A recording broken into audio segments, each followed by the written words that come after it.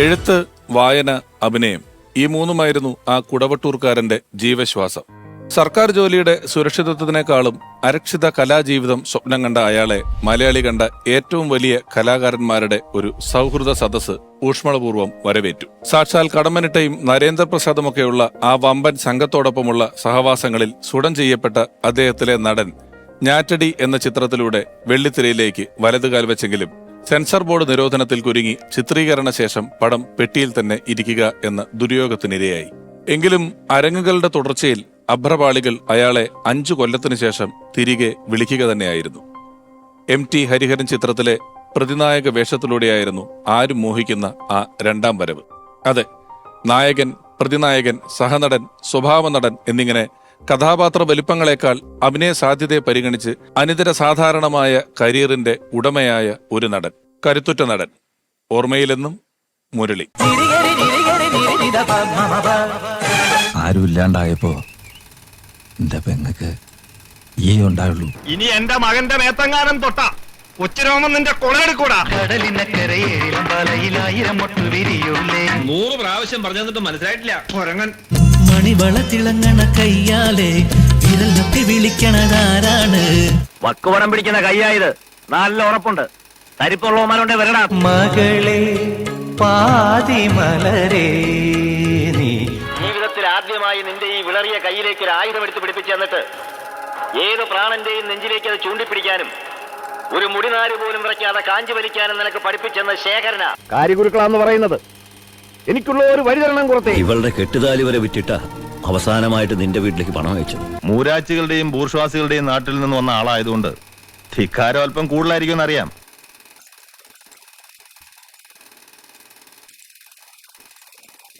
ഇപ്പൊ ഒരൊറ്റ പ്രാർത്ഥനയേ ഉള്ളൂ, എന്റെ മക്കളെ അധികം ബുദ്ധിമുട്ടിക്കാതെ അങ്ങ് പോവുക. നെല്ല് ഉണങ്ങിയോ മേഴ്സിക്കുട്ടിയെ? നെല്ല് മാത്രം ഉണങ്ങിയാ മതി. അതിന്റെ കൂടെ മേഴ്സിക്കുട്ടി ഉണങ്ങല്ലേ.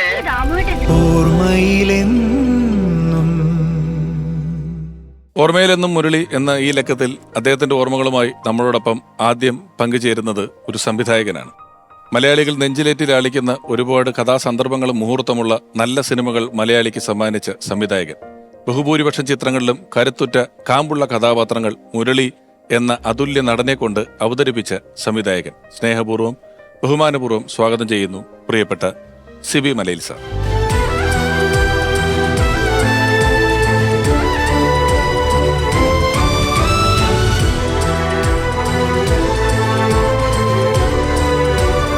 സാർ, ഒരിക്കൽ കൂടി സ്വാഗതം ഓർമ്മയിലെന്നും എന്ന് പറയുന്ന ഈ പരമ്പരയിലേക്ക്.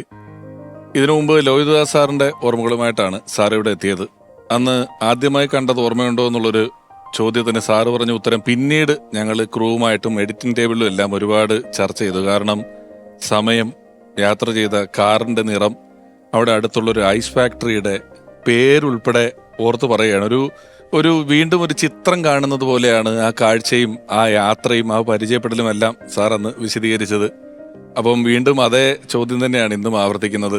മുരളി എന്ന അതുല്യ നടനെ ആദ്യമായി കണ്ടതും പരിചയപ്പെട്ടതും എപ്പോഴാണ്, എങ്ങനെയായിരുന്നു? മുരളിയെ ഞാൻ ആദ്യമായി പരിചയപ്പെടുന്നത് 1987 ഞാൻ തനിയാവർത്തനമൊക്കെ ചെയ്ത് കഴിഞ്ഞ് തിരുവനന്തപുരത്ത് അതിൻ്റെ പോസ്റ്റ് പ്രൊഡക്ഷൻ വർക്കൊക്കെ ആയിട്ട് താമസിക്കുമ്പോൾ മുരളിയുടെ ഒരു സുഹൃത്തും എനിക്ക് അറിയാവുന്ന ഒരു മാധ്യമപ്രവർത്തകനുമായ ശ്രീരാജാണ്. അദ്ദേഹം ചിത്രഭൂമിയുടെ ലേഖകനായിരുന്നു. ശ്രീരാജ് ആണ് എനിക്ക് മുരളിയെ പരിചയപ്പെടുത്തുന്നത്. ഞാൻ അമൃത ഹോട്ടലിൽ താമസിക്കുമ്പോൾ മുരളിയുമായിട്ട് ഒരു ദിവസം എൻ്റെ മുറിയിലേക്ക് വരികയും അങ്ങനെ അന്ന് തുടങ്ങിയ പരിചയമാണ്. പിന്നെ ഞങ്ങൾ സിനിമ, മുരളിയുടെ ജീവിതാവസാനം വരെ തുടർന്ന വലിയ സൗഹൃദം, ആ ബന്ധം, ഊഷ്മളത എല്ലാം അങ്ങനെ തന്നെ നീണ്ട ഏതാണ്ട് 30 വർഷങ്ങൾ ഉള്ളൊരു സൗഹൃദത്തിൻ്റെ 30 വർഷങ്ങൾ. ഓർമ്മയിലെന്നും എന്ന് പറയുന്ന ഒരു പരിപാടിയുടെ ടൈറ്റിലിൽ തന്നെ ഓർമ്മ എന്നൊരു വാക്കുണ്ട്. അത് പലരെ സംബന്ധിച്ചിടത്തോളം ഓർമ്മ ഒരു അവ്യക്തമായ ഓർമ്മകളാണ് പല കാര്യങ്ങളിലുള്ളത്. എന്നാൽ സാറ് എപ്പോഴും ഓരോ പ്രതിഭകളെ കുറിച്ചുള്ള ഓർമ്മകൾ പറയുമ്പോഴും ഏറ്റവും കൃത്യമായ, ഏറ്റവും തെളിച്ചമാർന്ന ഒരു ചിത്രമാണ് കാണുന്ന പ്രേക്ഷകന് അനുഭവേദ്യമാക്കുന്നത്. ഒരിക്കൽ കൂടി വന്നതിൽ വളരെ നന്ദി. ഇരിക്കൂ സാർ.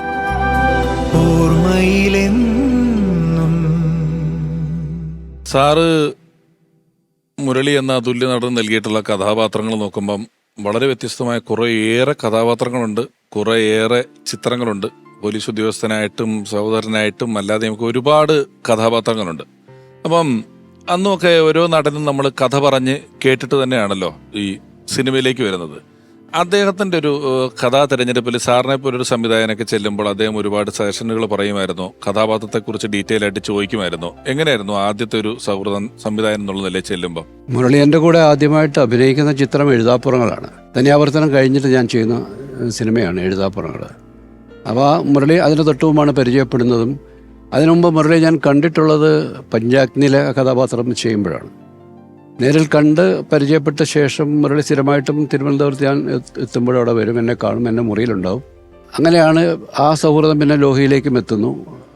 എഴുതാപ്പുറങ്ങളിൽ അതിലൊരു പ്രധാനപ്പെട്ട വേഷം മുരളിയാണ് ചെയ്യുന്നത്. അതിൽ 3 നായികമാരാണെങ്കിൽ പോലും വളരെ പ്രധാനപ്പെട്ട ഒരു കഥാപാത്രത്തെ മുരളിയാണ് ചെയ്തത്.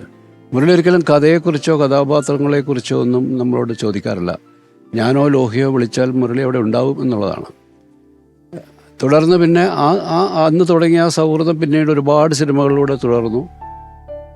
കിരീടത്തിലെ പോലീസ് ഓഫീസറായിട്ട്, ഭരതത്തിലെ കഥാപാത്രം, അങ്ങനെ ദശരഥം തുടങ്ങിയ അങ്ങനെ എനിക്ക് തോന്നുന്നു എന്നോടൊപ്പം ആയിരിക്കണം മുരളി ഒരു സംവിധായകനോടൊപ്പം ഏറ്റവും അധികം സിനിമകളിൽ മുരളി അഭിനയിച്ചിട്ടുള്ളത് എൻ്റെ സിനിമയിലാണ്. കാരണം മുരളിക്ക് അത് ഒരു അവകാശം പോലെയായി തീർന്നു. ഒരു ഘട്ടം കഴിയുമ്പോൾ ഞാൻ സിനിമ എടുക്കുമ്പോൾ അതിൽ മുരളി ഉണ്ടാകുക എന്നുള്ളത് മുരളിയുടെ ഒരു ഒരു അവഗണിക്കാൻ കഴിയാത്തൊരാവശ്യവും അവകാശവുമാണ്. മുരളിയെ ശരിക്കും അതിനിടയ്ക്ക് 1-2 സിനിമകളിൽ മുരളിയുടെ അസൗകര്യം കൊണ്ട് ഒഴിവാക്കേണ്ടി വന്നിട്ടുണ്ട്. ഒരു ഉദാഹരണം പറയുകയാണെങ്കിൽ വിചാരണ എന്ന സിനിമയിൽ പിന്നീട് ലാലു ലക്സ് ചെയ്ത വേഷം മുരളിയാണ് ചെയ്യേണ്ടിരുന്നത്. അതൊരു തൊഴിലാളി നേതാവിൻ്റെ വേഷമാണ്. അത് മുരളിക്ക് വേണ്ടി തന്നെ എഴുതിയതാണ്. പക്ഷേ ആ സമയത്ത് മുരളി വേറെ ഏതോ സിനിമയുടെ തിരക്കിൽ പെട്ടുപോയി. പക്ഷേ നമ്മുടെ ഒരു ഫോൺ വിളിക്കപ്പുറം മുരളി എപ്പോഴും ഉണ്ടാകുമെന്നുള്ളൊരു ധൈര്യം ഞങ്ങൾക്കുണ്ട്. അവസാന നിമിഷങ്ങളൊക്കെ വിളിച്ചാലും മുരളി ഓടി വരികയും ചെയ്യുകയും ചെയ്യും. സിനിമയിൽ ഇപ്പം ഞാൻ ആമുഖത്തിൽ പറഞ്ഞു, വലിപ്പച്ചെറുപ്പമില്ലാതെ വേഷങ്ങൾ ചെയ്തിട്ടുള്ള ആളാണ്. അങ്ങനെ അഭിനയ സിദ്ധി കൊണ്ട് തന്നെ ഒരു 90കളുടെ പകുതിയിലൊക്കെ ഒരുപാട് ചിത്രങ്ങളിൽ നായകനായി. അന്നത്തെ ഒരു ആ കാലഘട്ടത്തിലെ സിനിമകൾ വെച്ച് നോക്കുമ്പോൾ ഇത്തരത്തിലൊരു നായകൻ എന്ന് പറയുന്നത് വളരെ അത്ഭുതമാണ്. ഒരുപാട് അത് ആധാരം, വളയം, ജനം എന്ന് പറയുന്ന സിനിമ, ഒരുപാട് സിനിമകളിൽ നായകനായിട്ട് വന്നു. ആ സമയത്തും സഹവേഷങ്ങൾ ചെയ്യണമെന്ന് പറഞ്ഞ് വിളിച്ചിരുന്നെങ്കിൽ ഒരുപാട് സിനിമകളിൽ വില്ലനായിട്ടും ഒക്കെ അദ്ദേഹം അഭിനയിച്ചിട്ടുണ്ട്. അത്തരത്തിലൊരു ചിന്ത ഏതെങ്കിലും കാലഘട്ടത്തിൽ വെച്ച് പുലർത്തിയിട്ടുള്ള ആളാണ് പുള്ളി. കഥാപാത്രത്തിന്റെ ഒരു ഇപ്പം ലോഹി സാറോ ഒക്കെ വിളിക്കുമ്പം അറിയാം അത് ഉറപ്പായും അതിനകത്തൊരു ഇനം ഉണ്ടാകും എന്നുള്ള ബോധ്യം അദ്ദേഹത്തിനുണ്ടാവും. അല്ലാതെ അത്തരത്തിലൊരു ചിന്തയൊക്കെ അദ്ദേഹം വെച്ചിരുന്നോ, അതോ അഭിനയത്തോടുള്ളൊരു വലിയ പാഷനിൽ തന്നെ നിൽക്കുന്ന ആളായിരുന്നു? മുരളിയെ എനിക്ക് തോന്നുന്നു മുരളിയെ അടിസ്ഥാനപരമായിട്ടും അഭിനയത്തെ വല്ലാതെ ഇഷ്ടപ്പെട്ടിരുന്ന ഒരാളാണ്. നാടകത്തിൽ തുടങ്ങിയിട്ടുള്ള സിനിമയിൽ എത്തിയ ശേഷവും നാടകത്തിലേക്ക് എപ്പോഴും ശ്രദ്ധ പോകുന്ന ഒരാളാണ് മുരളി. എൻ്റെ സിനിമകളിലോ അല്ലെങ്കിൽ ലോഹിയുടെ സിനിമകളിലോ മാത്രമല്ല, മുരളിക്ക് അഭിനയിക്കാൻ അവസരമുള്ള അല്ലെങ്കിൽ അഭിനയിക്കാൻ കാമ്പുള്ളൊരു കഥാപാത്രത്തെ കിട്ടിയാൽ അതിൻ്റെ വലിപ്പച്ചെറുപ്പം നോക്കാതെ അഭിനയിക്കാൻ തയ്യാറാകുന്ന ആൾ തന്നെയാണ്.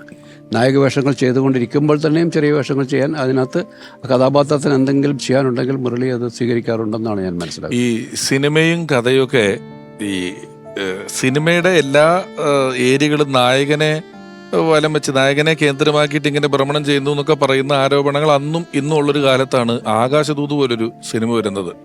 അതിലെ ജോണി എന്ന് പറയുന്ന കഥാപാത്രം അത് അത്രയധികം നായിക പ്രാധാന്യമുള്ളൊരു സിനിമയാണ്. മുരളി സാർ അപ്പോൾ അത്രയും നായക വേഷങ്ങൾ ചെയ്തിട്ടുള്ള നടനാണ്. അതിലേക്ക് എങ്ങനെയാണ് മുരളിയുടെ എത്തിയതും ഒന്നുമല്ല? ഇത് മലയാളത്തിലെ അന്നത്തെ പ്രധാനപ്പെട്ട അഭിനേതാക്കൾ അല്ലെങ്കിൽ മുൻനിരയിൽ നിൽക്കുന്ന സൂപ്പർ താരങ്ങളായിട്ടുള്ള ആരെങ്കിലും അങ്ങനെ ഒരു വേഷം ചെയ്യാൻ തയ്യാറാകത്തില്ല എന്ന് നമുക്ക് ഉറപ്പുണ്ടായിരുന്നു. അതുകൊണ്ട് അങ്ങനെ ആരെയും സമീപിച്ചില്ല. കാരണം അത് പൂർണ്ണമായിട്ടും നായിക പ്രാധാന്യമുള്ള സിനിമ ആയതുകൊണ്ട്. പക്ഷെ മുരളി അതൊന്നും നോക്കാതെ എൻ്റെ സിനിമയിലേക്ക് വരുമെന്ന് അറിയാവുന്നത് കൊണ്ട് എനിക്ക് ആദ്യം തൊട്ട് തന്നെ എൻ്റെ മനസ്സിൽ മുരളിയാണ് ഉണ്ടായിരുന്നത്. മുരളി വരികയും അഭിനയിക്കുകയും ചെയ്തു. ഒരു ഇടവേളയ്ക്ക് മുമ്പ് തന്നെ മുരളിയുടെ കഥാപാത്രം മരണപ്പെട്ടു പോകുന്നുണ്ട്.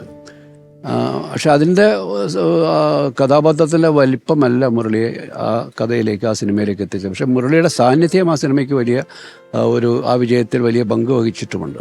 അത് മദ്യപാനിയായിരിക്കുകയും ഒരു ജീവിതത്തിൽ അതെ, ഒരു നെഗറ്റീവ് ഷെയ്ഡുള്ള കഥാപാത്രമാണ് പൂർണ്ണമായിട്ടും. ഇയാൾ മദ്യപിക്കാൻ പോവുകയും പിന്നെ ധ്യാനത്തിന് പോയിട്ട് മദ്യപാനം ഒഴിവാക്കി എന്ന് പറഞ്ഞിട്ട് വീണ്ടും അയാൾക്ക് അതിൽ നിന്ന് പുറത്തു വരാൻ കഴിയാത്ത രീതിയിലൊക്കെയുള്ള ഒരു അയാളുടെ മരണം ആ കുടുംബത്തെ തകർച്ചയിലേക്ക് കൊണ്ടുപോകുന്നു എന്ന് പറയുന്നത് പ്രേക്ഷകരുടെ ഉള്ളിലൊരു ഇയാൾ മര്യാദയ്ക്ക് നടന്നിരുന്നെങ്കിൽ ആ കുടുംബം തകർന്നു പോകത്തില്ലായിരുന്നു എന്ന് അതൊരു വലിയ ഒരു പ്രതിനിധീകരണം കേട്ടോ. ഒരുപാട് ആളുകൾ ഇന്ന് വർത്തമാനകാലത്തിൽ പറഞ്ഞാലും ആ കഥാപാത്രം കേരളത്തിൽ എവിടെയൊക്കെ ജീവിച്ചിരിക്കുന്ന സ്വഭാവമുള്ള ആളാണ്. അതെ, തീർച്ചയായിട്ടും ആ സിനിമയുടെ റിലീസിന് ശേഷം എനിക്കൊരു കത്ത് കിട്ടി ഒരാളിൽ നിന്നും.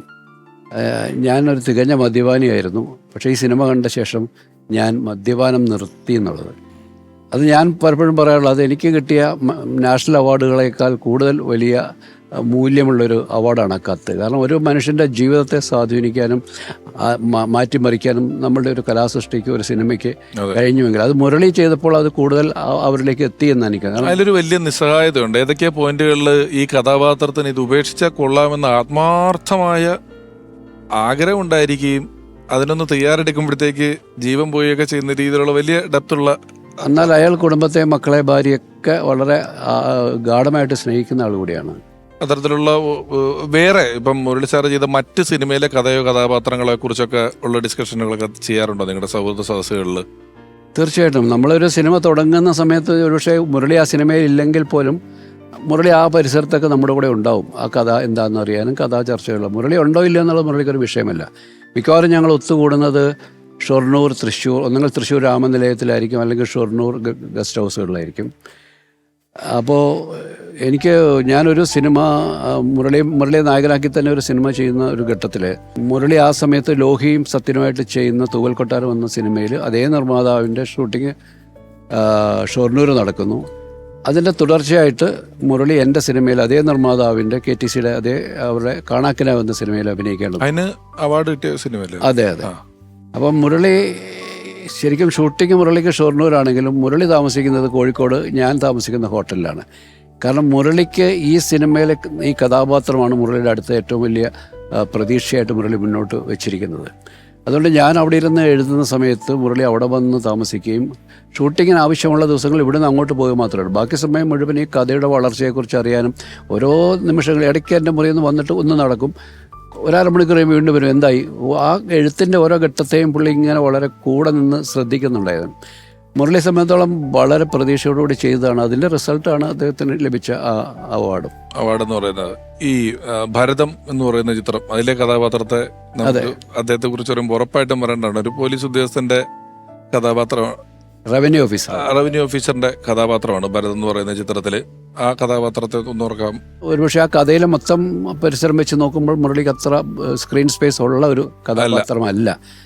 മോഹൻലാലിൻ്റെ ഒരു സീനിയർ ഓഫീസർ എന്ന നിലയിൽ, മോഹൻലാൽ ഇദ്ദേഹത്തിൻ്റെ ഓഫീസറാണ് ജോലി ചെയ്യുന്നത് എന്നുള്ളത് മാത്രമാണ് ആ കഥാപാത്രം നായകനുമായിട്ടുള്ള അത്തരത്തിലുള്ള സൗഹൃദം പുലർത്തുന്നു എന്നുള്ളത്. പക്ഷേ അയാളുടെ ജീവിതത്തിൽ ഉണ്ടാകുന്ന ഈ ഒരു ട്രാജഡിയിലേക്ക് എത്തുമ്പോൾ, ജ്യേഷ്ഠൻ്റെ മരണത്തിലേക്ക് എത്തുമ്പോൾ കൂടെ നിൽക്കുകയും അതിൻ്റെ കാര്യങ്ങൾ അന്വേഷിക്കാനൊക്കെ ആയിട്ട് ഇദ്ദേഹം അതിലേറ്റവും സുപ്രധാനമായ ഒരു സീനെന്ന് എനിക്ക് ഞാൻ പലപ്പോഴും പറയാറുണ്ട്. ലാലിൻ്റെ അഭിനയത്തെക്കുറിച്ചായാലും ആ സീനിൻ്റെ ഒരു പ്രത്യേകതയെക്കുറിച്ചായാലും ഒക്കെ പറയാറുള്ളത്, ഇയാളുടെ മരിച്ചുപോയ ആളുടെ അജ്ഞാത മൃതദേഹത്തിൻ്റെ ശരീരത്തിൽ ലഭിച്ച വസ്ത്രവും അയാളുടെ ബിലോങ്ങിങ്സൊക്കെ അന്വേഷിച്ചൊരു പോലീസ് സ്റ്റേഷനിലേക്ക് പോകുമ്പോൾ മുരളിയാണ് ആ കൂടെ പോകുന്നത്. ഇയാളൊരു RDO എന്ന നിലയിൽ അയാൾക്കുള്ള അധികാരത്തേക്ക് അതിനുവേണ്ടി ഉപയോഗിക്കുകയൊക്കെ ചെയ്യുന്നത്. അപ്പോൾ ആ സീനിൽ ഈ കിട്ടാൻ പോകുന്ന വസ്ത്രമോ ചെരുപ്പോ അത് തിരിച്ചറിഞ്ഞു കഴിഞ്ഞാൽ ഇത് ജ്യേഷ്ഠനാണെന്ന് തിരിച്ചറിയേണ്ടി വന്നാലുള്ളൊരു ഒരു വല്ലാത്ത വിമിഷ്ടമാർന്നൊരു മുഹൂർത്തമാണത്. ആ കഥ അതിലാലാണ് അത് തിരിച്ചറിയേണ്ട ആൾ. പക്ഷെ അതേ സമ്മർദ്ദങ്ങൾ ഈ കഥാപാത്രം അനുഭവിക്കുന്ന അതേ സമ്മർദ്ദങ്ങളും മുരളിയുടെ കഥാപാത്രം അനുഭവിക്കുന്നുണ്ട്. അത് കൺഫേംഡ് ആകുന്നൊരു അവസ്ഥകളൊക്കെ ഉണ്ട്. അതേപോലെ തന്നെ മുരളിയുടെ എനിക്ക് തോന്നുന്നത് ഞാനുമായിട്ട് ചെയ്തതിൽ മറ്റൊരു സുപ്രധാനമായ കഥാപാത്രം ധനത്തിലെ ലാലുമായിട്ട് ഒരേ സ്ക്രീൻ സ്പേസ് ഷെയർ ചെയ്ത സിനിമയാണത്. വലിയ സൗഹൃദമുള്ള രണ്ടുപേരാണ്, മതവിഭാഗങ്ങളിൽ നിന്ന് വരുന്നതാണ്. പക്ഷെ അതിൻ്റെ ഒരു ഏറ്റവും അടുത്ത ഏറ്റവും തീക്ഷ്ണമായ ബന്ധം പുലർത്തുന്ന രണ്ട് കഥാപാത്രങ്ങളാണ്. അപ്പം അതും എനിക്ക് തോന്നുന്നത് നമുക്ക് മുരളിയെ കാസ്റ്റ് ചെയ്യാൻ തോന്നുന്ന ലാലിനോടൊപ്പം തലപ്പൊക്കത്തിൽ നിന്ന് അഭിനയിക്കാൻ കഴിയുന്ന, അല്ലെങ്കിൽ ലാൽ എന്ന് പറയുന്ന അഭിനേതാവിൻ്റെ ഒപ്പം തോളോട് തോളോട് തോൾ ചേർന്ന് നിന്ന് ചെയ്യാൻ കഴിയുന്ന ടാലൻ്റുള്ള ഒരാളെന്ന നിലയിലാണ് മുരളിയെ അതിനായിട്ട് പരിഗണിക്കുന്നത്. അല്ല, അത് അദ്ദേഹം ഈ ഇപ്പൊ പറയുമ്പം വലിയ താരങ്ങളോടൊപ്പം ചെയ്യുന്ന വേഷങ്ങളിൽ ഏതാണ്ട് ഞാൻ ഈ പറഞ്ഞ സാർ ഉപയോഗിച്ച വാക്ക് തലപ്പൊക്കം എന്നുള്ളൊരു വാക്കാണ്. അത് ഇപ്പൊ വെങ്കല എടുത്താലും മനോജേട്ടന്റെ കൂട്ടത്തിലെടുത്താലും അങ്ങനെ എടുക്കുന്ന ഒരുപാട് സിനിമകളിൽ ഒപ്പത്തിനൊപ്പം പ്രാധാന്യമുള്ള കഥാപാത്രങ്ങൾ ഇഷ്ടംപോലെ ചെയ്തിട്ടുള്ള ഒരാളാണ്. ഇപ്പം നമ്മൾ ഭരതത്തെക്കുറിച്ച് പറഞ്ഞു. ഭരതം ഉൾപ്പെടെ ഒരുപാട് ചിത്രങ്ങളിൽ മുരളിയോടൊപ്പം അഭിനയിച്ചിട്ടുള്ള മലയാളികൾ എപ്പോഴും ഇഷ്ടപ്പെടുന്ന, ഞാൻ ഇവിടെ വന്നപ്പോൾ ഒരിക്കൽ ആമുഖത്തിൽ പറഞ്ഞതുപോലെ ഓരോ അഭിനേത്രിമാർ മലയാളത്തിലേക്ക് വരുമ്പോഴും ആ അഭിനേത്രിയെ അളക്കാൻ ആളുകളൊരു സ്കെയില് പോലെ ഉപയോഗിക്കുന്ന നടി പ്രിയപ്പെട്ട ഉർവശി ചേച്ചി ഇപ്പോൾ മുരളി സാറിനെ ഓർക്കുന്നു. മുരളി ചേട്ടൻ എൻ്റെ വളരെ അടുത്ത ബന്ധുവാണ്. അപ്പം ഞാൻ കൊച്ചാട്ടാന്നാണ് വിളിക്കുന്നത് അദ്ദേഹത്തിനെ. ആ സ്വാതന്ത്ര്യവും അധികാരവും എപ്പോഴും എടുത്തിരുന്നു മുരളി ചേട്ടൻ.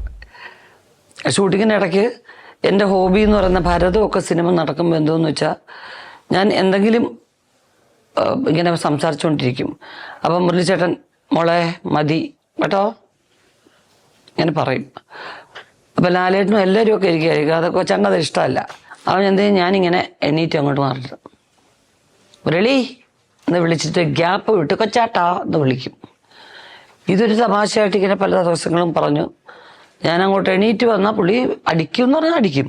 അപ്പം ഞാൻ എന്നെ അടിക്കത്തില്ല എന്നൊരു വിശ്വാസത്തിലാണ് നടന്നിരുന്നത്. അപ്പോൾ കൊച്ചാട്ടൻ ഈ മുരളി ഇത് വിളിക്കുന്നതിൻ്റെ ഒരു ഭയങ്കര, ഞാൻ പേരേ പറയത്തില്ല, കൊച്ചാട്ടാന്ന് മാത്രമേ വിളിക്കൂ. ഞാൻ ദൂരെ അങ്ങോട്ട് പോയി നിന്നു. ഡാ മുരളി കൊച്ചാട്ടാ എന്നിട്ട് ഓടി. പിന്നെ ഞാൻ കാണുന്ന ഇപ്പുറത്തൂടെ ഓടി വന്ന് എൻ്റെ മുമ്പിൽ നിൽക്കുന്നത് ഭയങ്കര ദേഷ്യത്തിൽ.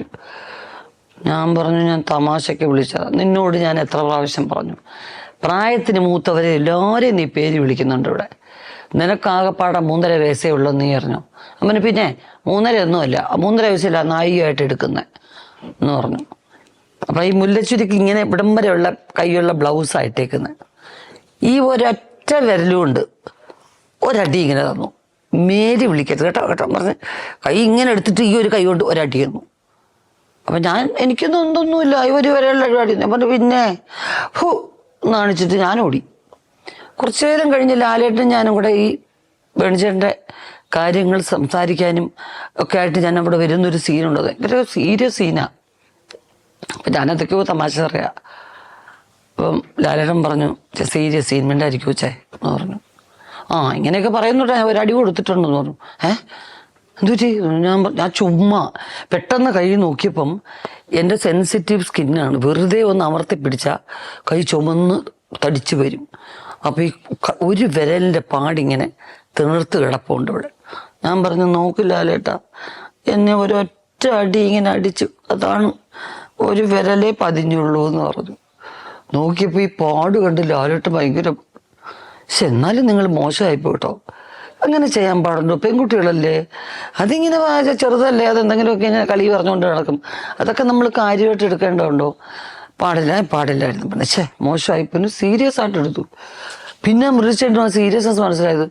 എൻ്റെ കൈ നോക്കിയപ്പോൾ മുരളിച്ചേട്ടനും പാവം തോന്നി. ഞാൻ ആ പാവത്വം ആ ഫുൾ ഡേ മെയിൻറ്റെയിൻ ചെയ്തു. ഇപ്പൊ പറഞ്ഞല്ലോ ഒരു കൊച്ചേട്ടാന്ന് വിളിക്കുന്നതെന്ന് പറയുന്ന അങ്ങനെ ഒരു ചെറിയ അധികാരം ഉപയോഗിച്ച് ഒരു വലിയേട്ടനായിട്ട് പല ലൊക്കേഷനുകളിൽ നിൽക്കുന്ന ആളാന്ന് പറഞ്ഞിട്ടുണ്ട്. ഇപ്പം ദശരഥത്തിലെ കഥാപാത്രം, ആ കഥാപാത്രം ഉറപ്പായിട്ടും സാറിന്റെ പടങ്ങൾ പറയുമ്പോൾ നമ്മൾ എടുത്തു പറയേണ്ട, നേരത്തെ പറഞ്ഞ അതേ പ്രാധാന്യമുള്ള ഒരു കഥാപാത്രമാണ്. അതിനുശേഷം കുറേ നാളുകൾക്ക് ശേഷമാണ് എനിക്കൊന്ന് ഇരട്ടക്കുട്ടികളുടെ അച്ഛൻ എന്ന് പറയുന്ന സിനിമ വരുമ്പോൾ അതിലൊരു കുട്ടിയെ മേടിക്കുന്നത് മുരളിന്റെ കഥാപാത്രം തന്നെയാണ്. ഇത് രണ്ടും ഏതാണ്ട് ഒരേ മാനസിക വ്യാപാരം. സത്യൻ സാറിന്റെ പടമാണത്, ഇത് സാറിന്റെ പടമാണ്. പക്ഷെ ഒരേ സ്വഭാവമുള്ള കഥാപാത്രങ്ങളാണെങ്കിലും ഈ രണ്ട് കഥാപാത്രങ്ങളെയൊക്കെ ശരിക്കും രണ്ട് വ്യക്തികളായി തന്നെ അവതരിപ്പിക്കുന്നതിൽ വലിയ തോതിൽ വിജയം കണ്ടിട്ടുള്ള ഒരാൾ തന്നെയാണ് മുരളി സാർ.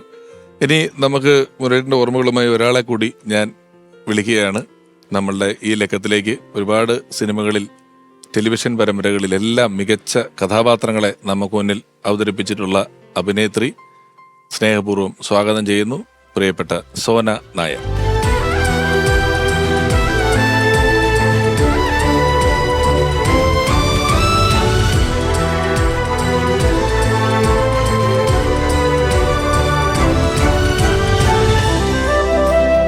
നമസ്കാരം. നമസ്കാരം. നമസ്കാരം. അഭിനേത്രി എന്നുള്ള നിലയിൽ എപ്പോഴും നമുക്ക് ചില പുരസ്കാരങ്ങളൊക്കെ കിട്ടുന്നത് വലിയ സന്തോഷം തന്നെയാണ്. തീർച്ചയായിട്ടും. മികച്ച രണ്ടാമത്തെ നടിക്കുള്ള സംസ്ഥാന അവാർഡ് കിട്ടുന്നു. ആ ചിത്രത്തില് മുരളി സാറിനോടൊപ്പമാണ് അഭിനയിച്ചിട്ടുള്ളത് അതെ അതെ അല്ലെ? അതൊരു വലിയ കോമ്പറ്റീഷൻ വരുന്ന സ്ഥലമാണ് അദ്ദേഹത്തിനോടൊപ്പം അഭിനയിക്കുക എന്ന് പറയുന്നത്. തീർച്ചയായിട്ടും. അയ്യോ, അത് ശരിക്കും പ്രിയനന്ദനൻ എന്ന ഡയറക്ടറെ ഇതിലേക്ക് വിളിക്കുമ്പോൾ 2000-ലാണ് ഷൂട്ട് ആരംഭിച്ചത്. 2001 സെൻസർ ചെയ്തു. 2001 തന്നെ സ്റ്റേറ്റ് അവാർഡിന്റെ ഇതും കിട്ടി. ശരിക്കും ഭയങ്കര വലിയൊരു അനുഭവമായിരുന്നു. മുരളി സാറിനെ ഞാൻ ആദ്യമായിട്ട് കാണുന്നത് 1995 തൂവൽ കൊട്ടാരം എന്ന ചിത്രത്തിലാണ്. എൻ്റെ ലൊക്കേഷനിലാണ് ആദ്യമായിട്ട് കാണുന്നത്. അപ്പോൾ ഒരുപാട് വർക്കുകൾ കണ്ട് ഇങ്ങനെ എന്താ പറയുക, ഈ അഭ്രപാളികളിൽ തെളിഞ്ഞു നിൽക്കുന്ന ഈ മഹാനായ നടനെ ഏതെങ്കിലും ഒരു അവസരത്തിൽ കാണുമെന്ന് ഞാൻ ഭയങ്കരമായിട്ട് ആഗ്രഹിച്ചു. കാരണം എൻ്റെ ഇഷ്ട നടന്മാരിൽ ഒരാളാണ് അദ്ദേഹം. പക്ഷേ ശരിക്കും തൂവൽ കൊട്ടാരത്തിൻ്റെ ലൊക്കേഷന് വന്നപ്പോൾ എനിക്ക് മിണ്ടണോ എന്താണ് നമുക്ക് ഈ ബഹുമാനവും ആരാധനയൊക്കെ അങ്ങനെ മൂക്കുമ്പോഴത്തേക്ക് ഉണ്ടാവുന്ന ഒരു അവസ്ഥ ഉണ്ടല്ലോ.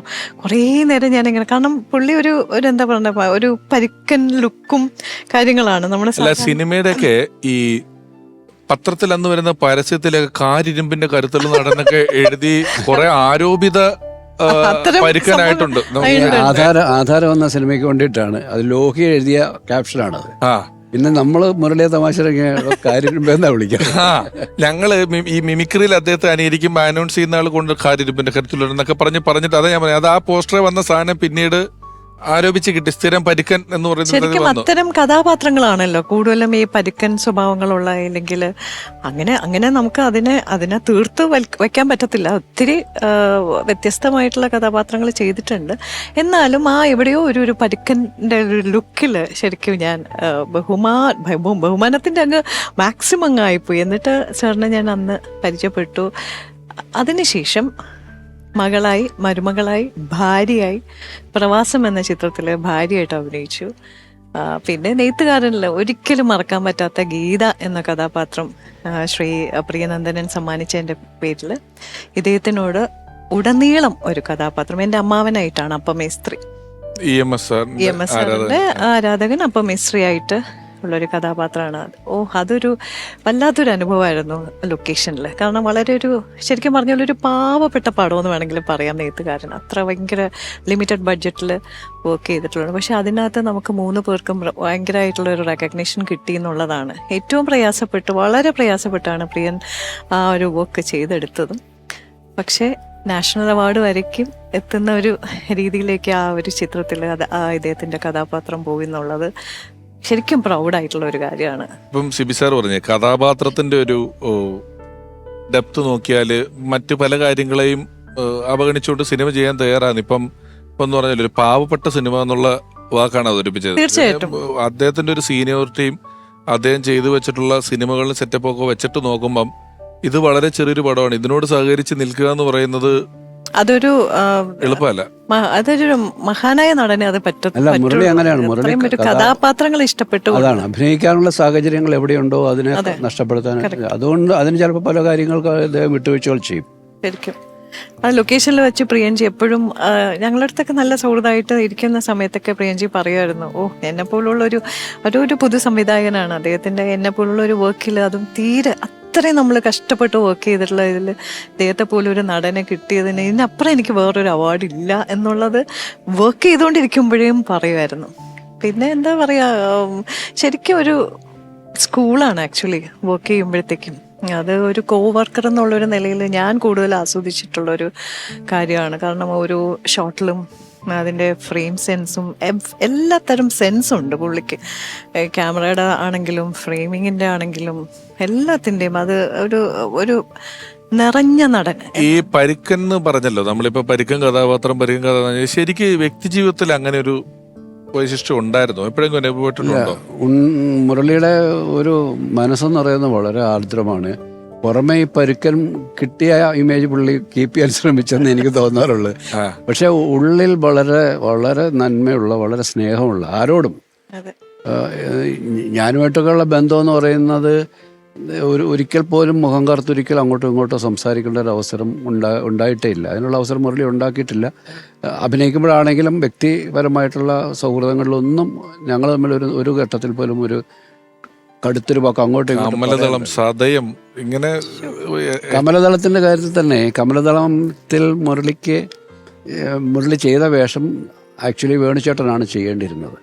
കഥകളി അധ്യാപകൻ്റെ വേഷം വേണുചേട്ടനെയാണ് ഉദ്ദേശിച്ചിരുന്നത്. പക്ഷേ വേണുചേട്ടന് ഇത് വിദേശയാത്ര ഉള്ളതുകൊണ്ട് 2-3 ദിവസമേ നമുക്ക് തരാനുള്ളൂ എന്ന് പറഞ്ഞു. അപ്പം വേണുചേട്ടൻ ഇതിനകത്ത് ഇൻക്ലൂഡ് ചെയ്യണമെന്നുള്ളത് കൊണ്ട് ഒരു ചെറിയ വേഷം ആ മുറിയിലേക്ക് അടി കൊടുക്കുന്ന കഥാപാത്രത്തെ ചെയ്ത് മറ്റതിലേക്ക് മുരളിയെ വിളിച്ചു. അപ്പം ഞാൻ പറഞ്ഞു മുരളി മീശ വടിക്കണം, അങ്ങനെയാണ് ഒരു വേഷം ചെയ്യാമെന്ന് പറഞ്ഞു.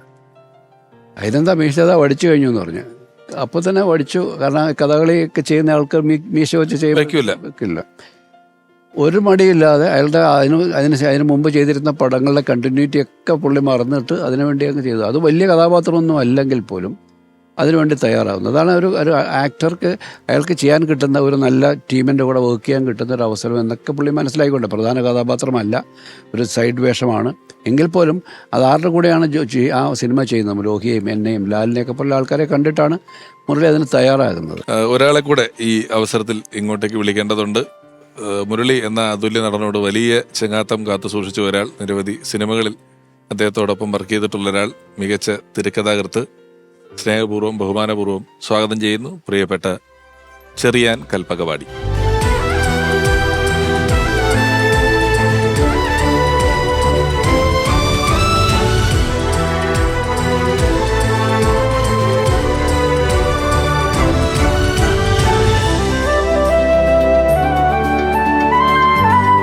സ്വാഗതം സാർ.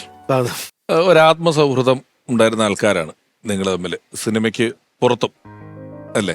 ഏതാണ്ട് എത്ര കാലത്തെ സൗഹൃദം ഉണ്ടായിരുന്നു? ഏത് സമയത്താണ് കണ്ടത്, പരിചയപ്പെട്ടത്? ഞാൻ സംവിധായകൻ മോഹനുമായിട്ട് വളരെ അടുപ്പമായിരുന്നു.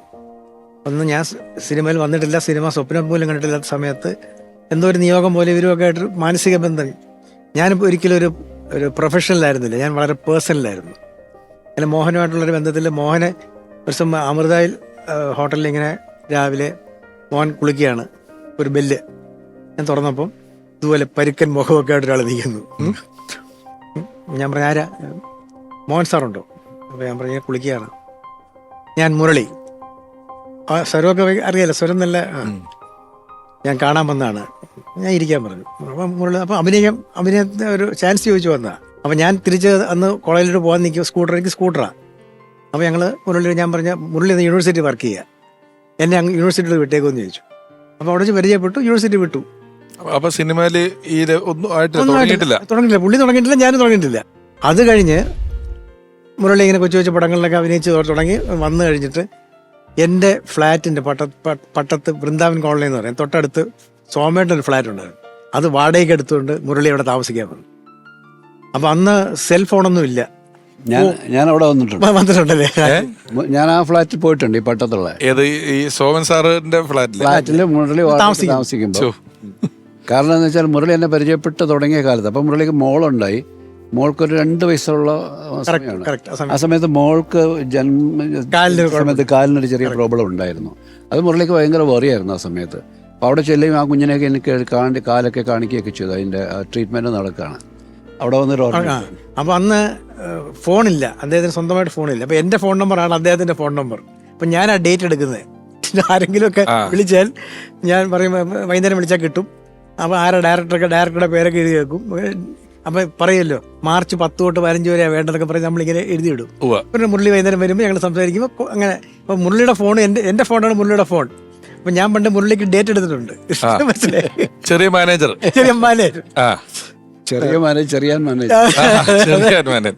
അപ്പം ഞാൻ ഒരിക്കലും വിചാരിക്കുന്നില്ലല്ലോ ഇദ്ദേഹത്തിന് വേണ്ടി നമ്മൾ തിരക്കഥ എഴുതുന്നോ, നമ്മൾ ചിന്തിച്ചിട്ട് പോലും ഇല്ല. ആൻഡ് ഇറ്റ് സോ ഹാപ്പൻ ഞാൻ സിനിമയിലേക്ക് വന്നു. ആദ്യത്തെ സിനിമ വേണുചേട്ടനെ കൂടെ അറിയാമല്ലോ, കഥയൊക്കെ അറിയാമല്ലോ. വേണുചേട്ടൻ്റെ കൂടെ സർവകലാശാല എഴുതി, അങ്ങനെ ഇരിക്കുന്നു. ലാൽ സലാം എഴുതിക്കൊണ്ടിരിക്കുന്നു. അപ്പോൾ എൻ്റെ ഫ്ലാറ്റിൽ നിന്നാണ് ലാൽ സലാമിൻ്റെ എഴുത്തും കാര്യങ്ങളൊക്കെ നടക്കുന്നത്. അപ്പം മുരളി സഖാവാണല്ലോ. അപ്പോൾ എൻ്റെ പിതാവുമായിട്ടും ഞാനുമായിട്ടൊക്കെ ആ കമ്മ്യൂണിസ്റ്റ് ബന്ധം വലിയ ബന്ധമാണല്ലോ. അവിടെ ഒന്ന് സഖാവേ എന്ന് വിളിക്കും. അങ്ങനെ അങ്ങോട്ട് എന്തുകൊണ്ട് രാവിലെ ഗുഡ് മോർണിംഗ് സഖാവേ എന്നൊക്കെ അങ്ങനെ ഒരു സംഭവമുണ്ട്. അപ്പോൾ ഞാനും വേണുചേട്ടനും കൂടെ എഴുതിക്കൊണ്ടിരിക്കുമ്പം നാച്ചുറലി അന്ന് DK ആന്റണി എന്ന് പറയുന്ന ഒരു വലിയ കഥാപാത്രമാണ്. മറ്റത് മോഹൻലാലും തീരുമാനിച്ചു, നെട്ടൂരാൻ മോഹൻലാൽ തീരുമാനിച്ചു. മറ്റത് മനസ്സുകൊണ്ട് ഞങ്ങൾ മമ്മൂട്ടിയൊക്കെയാണ് മനസ്സിൽ കണ്ടിരിക്കുന്നത്. എഴുതി വരട്ടെ എന്നുള്ളൊരു സംഭവമാണ്. അപ്പോൾ ഏതോ ഒരു നിമിഷം മുരളി അങ്ങ് വർത്താനം പറഞ്ഞിട്ട് തിരിച്ചു പോയി. ഞാനും വേണിച്ചേട്ടനും കൂടെ അതൊരു എനിക്കറിയത്തില്ല, ഒരു പ്രത്യേക നിമിഷം അത്. അങ്ങോട്ടും ഇങ്ങോട്ടും പറഞ്ഞു, ശരിയാച്ചാ അപ്പം ഞാൻ വേണിച്ചേട്ടാ നമുക്ക് ഈ കഥാപാത്രം മുരളിയെ കൊണ്ട് ജയിപ്പിച്ചാലോ. അതൊരു ഇൻസ്റ്റന്റ് ആയിട്ടൊരു തോന്നല, ഒരു രണ്ടുപേർക്ക് ഒരേപോലെ തോന്നുക എന്ന് പറയുന്ന സംഭവം. അപ്പൊ സംവിധായകനാണല്ലോ നമുക്കതിനകത്ത് വലിയ കാര്യം, സംവിധായകനല്ലേ തീരുമാനം എടുക്കണ്ടേ. ഡൺ, നമ്മള് മുരളിയെ കൊണ്ട് ഇത് ചെയ്യിപ്പിക്കുന്നു എന്ന് പറഞ്ഞ് എഴുതിക്കൊണ്ടിരിക്കുമ്പോൾ മുരളി വീണ്ടും കയറി വന്നു. അപ്പം മുരളി അടുത്ത് പറഞ്ഞു, മുരളി വേണിച്ചേട്ടാ പറഞ്ഞത്, ഞങ്ങളൊരു തീരുമാനത്തിലെത്തി, DK ആന്റണി ചെയ്യുന്നത് മുരളിയാണ്. ഞാനോ? കാരണം അന്ന് മുരളിക്ക് പുള്ളി ചിന്തി. അപ്പം അതിനകത്ത് പ്രശ്നം അറിയാം, അത് പ്രശ്നം TV തോമസിന്റെ ലുക്ക് എന്ന് പറയുന്നത് ടോട്ടലി ഡിഫറെന്റാ. നല്ല 6 അടി ഹൈറ്റും ഭയങ്കര ആചാനുബാഹു ഒരു മനുഷ്യനാണ്, ഭയങ്കര ഒരു വറേഷത്ത് റീഡറും, ഭയങ്കര ഒരു അദ്ദേഹം MA BA കഴിഞ്ഞിട്ടാണ് രാഷ്ട്രീയത്തിലേക്ക് വരുന്നത്. അത് വേറെ ചരിത്രമാണ്.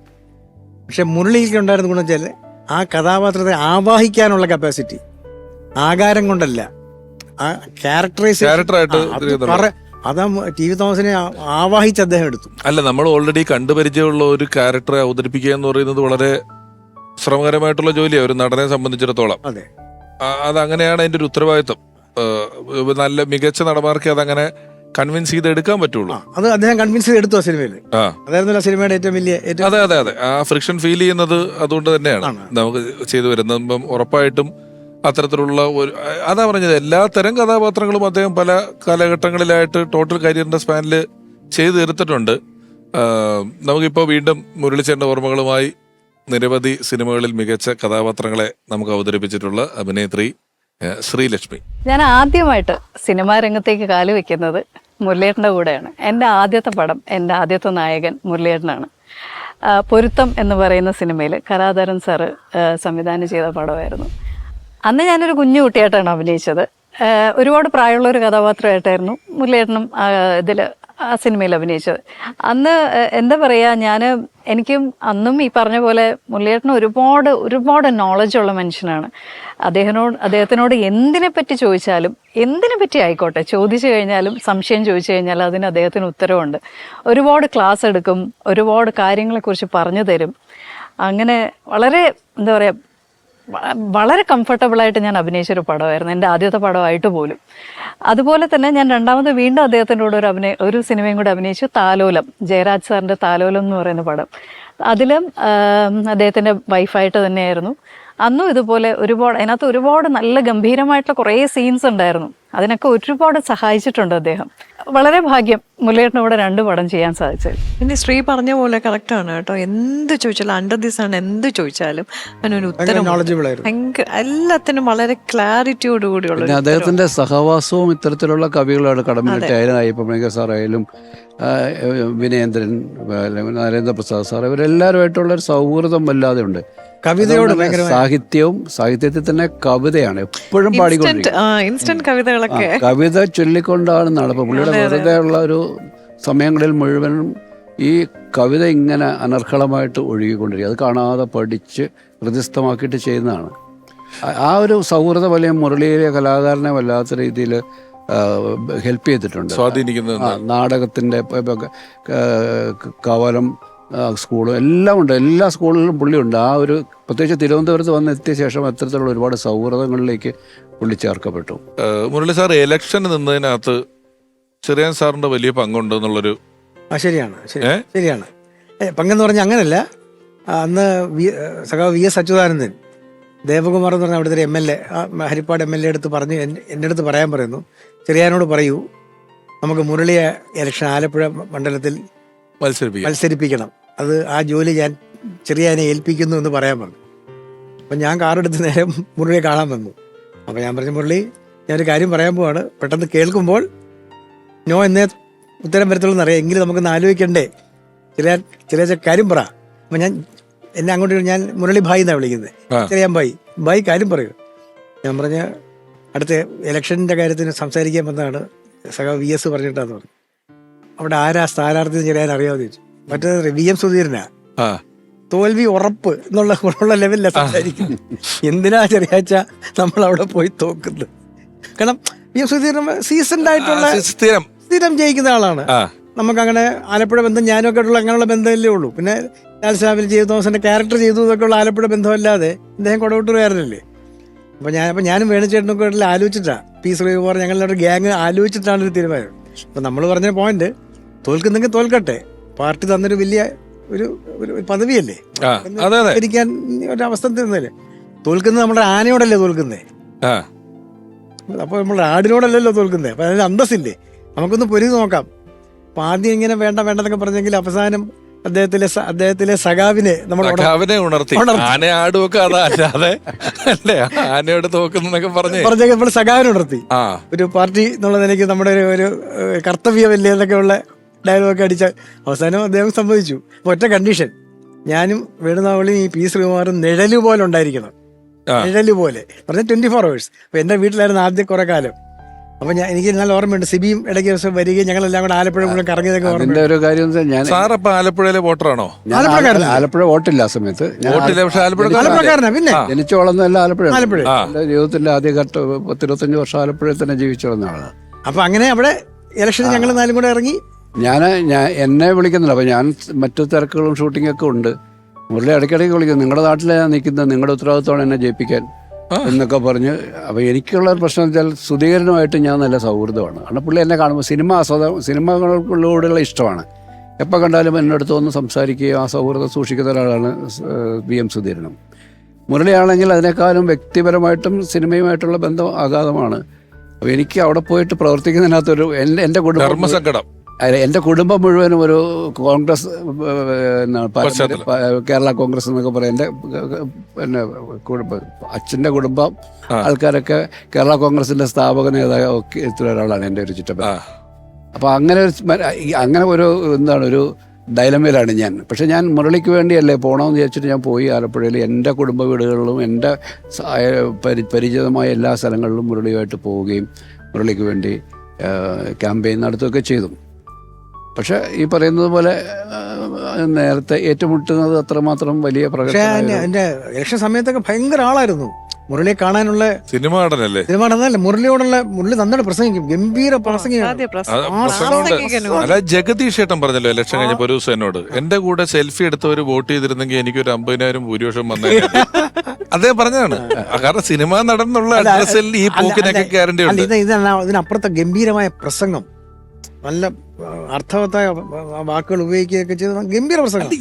ഒരുപാട് കഥാപാത്രങ്ങൾ രാഷ്ട്രീയക്കാരനുണ്ടെന്നേ. അതെ, നമ്മൾ എടുത്തു കഴിഞ്ഞാല് ഇപ്പം ഈ ഞാൻ വരവേൽപ്പിലെ പറഞ്ഞിട്ട് ജനത്തിലെ വിജയ് തമ്പി സാറിന്റെ സിനിമയല്ലേ ക്ലൈമാക്സ് മന്ത്രി സത്യപ്രതിജ്ഞ കഴിഞ്ഞ് ഉടനെ രാജിവെക്കുന്ന കഥാപാത്രം, ദി കിങ്ങിലെ ക്യാരക്ടർ കേന്ദ്രമന്ത്രി വരെ ആകുന്നുണ്ടല്ലോ. അപ്പം രാഷ്ട്രീയം അങ്ങനെ അകത്തുണ്ട്, കളിയുണ്ട്. അത് കഴിഞ്ഞ് തോറ്റു തോക്കം വെച്ചിട്ട് വിഷമമൊക്കെ ഉണ്ടല്ലോ. പക്ഷെ ആ വിഷമം മാറി എനിക്ക് നല്ല ഓർമ്മയുണ്ട്. അത് കഴിഞ്ഞിട്ടാണ് പ്രിയനന്ദനന്റെ സിനിമ വരുന്നതും നാഷണൽ അവാർഡ് കിട്ടുന്നതും.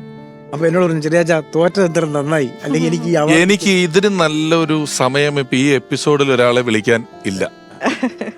മുഴുനീള വേഷങ്ങളുടെ 2 മികച്ച ചിത്രങ്ങൾ നൽകിയ സംവിധായകൻ, നിരവധി പുരസ്കാരങ്ങൾ നേടിയിട്ടുള്ള സംവിധായകൻ, സ്നേഹപൂർവ്വം ബഹുമാനപൂർവ്വം സ്വാഗതം ചെയ്യുന്നു സംവിധായകൻ പ്രിയനന്ദൻ.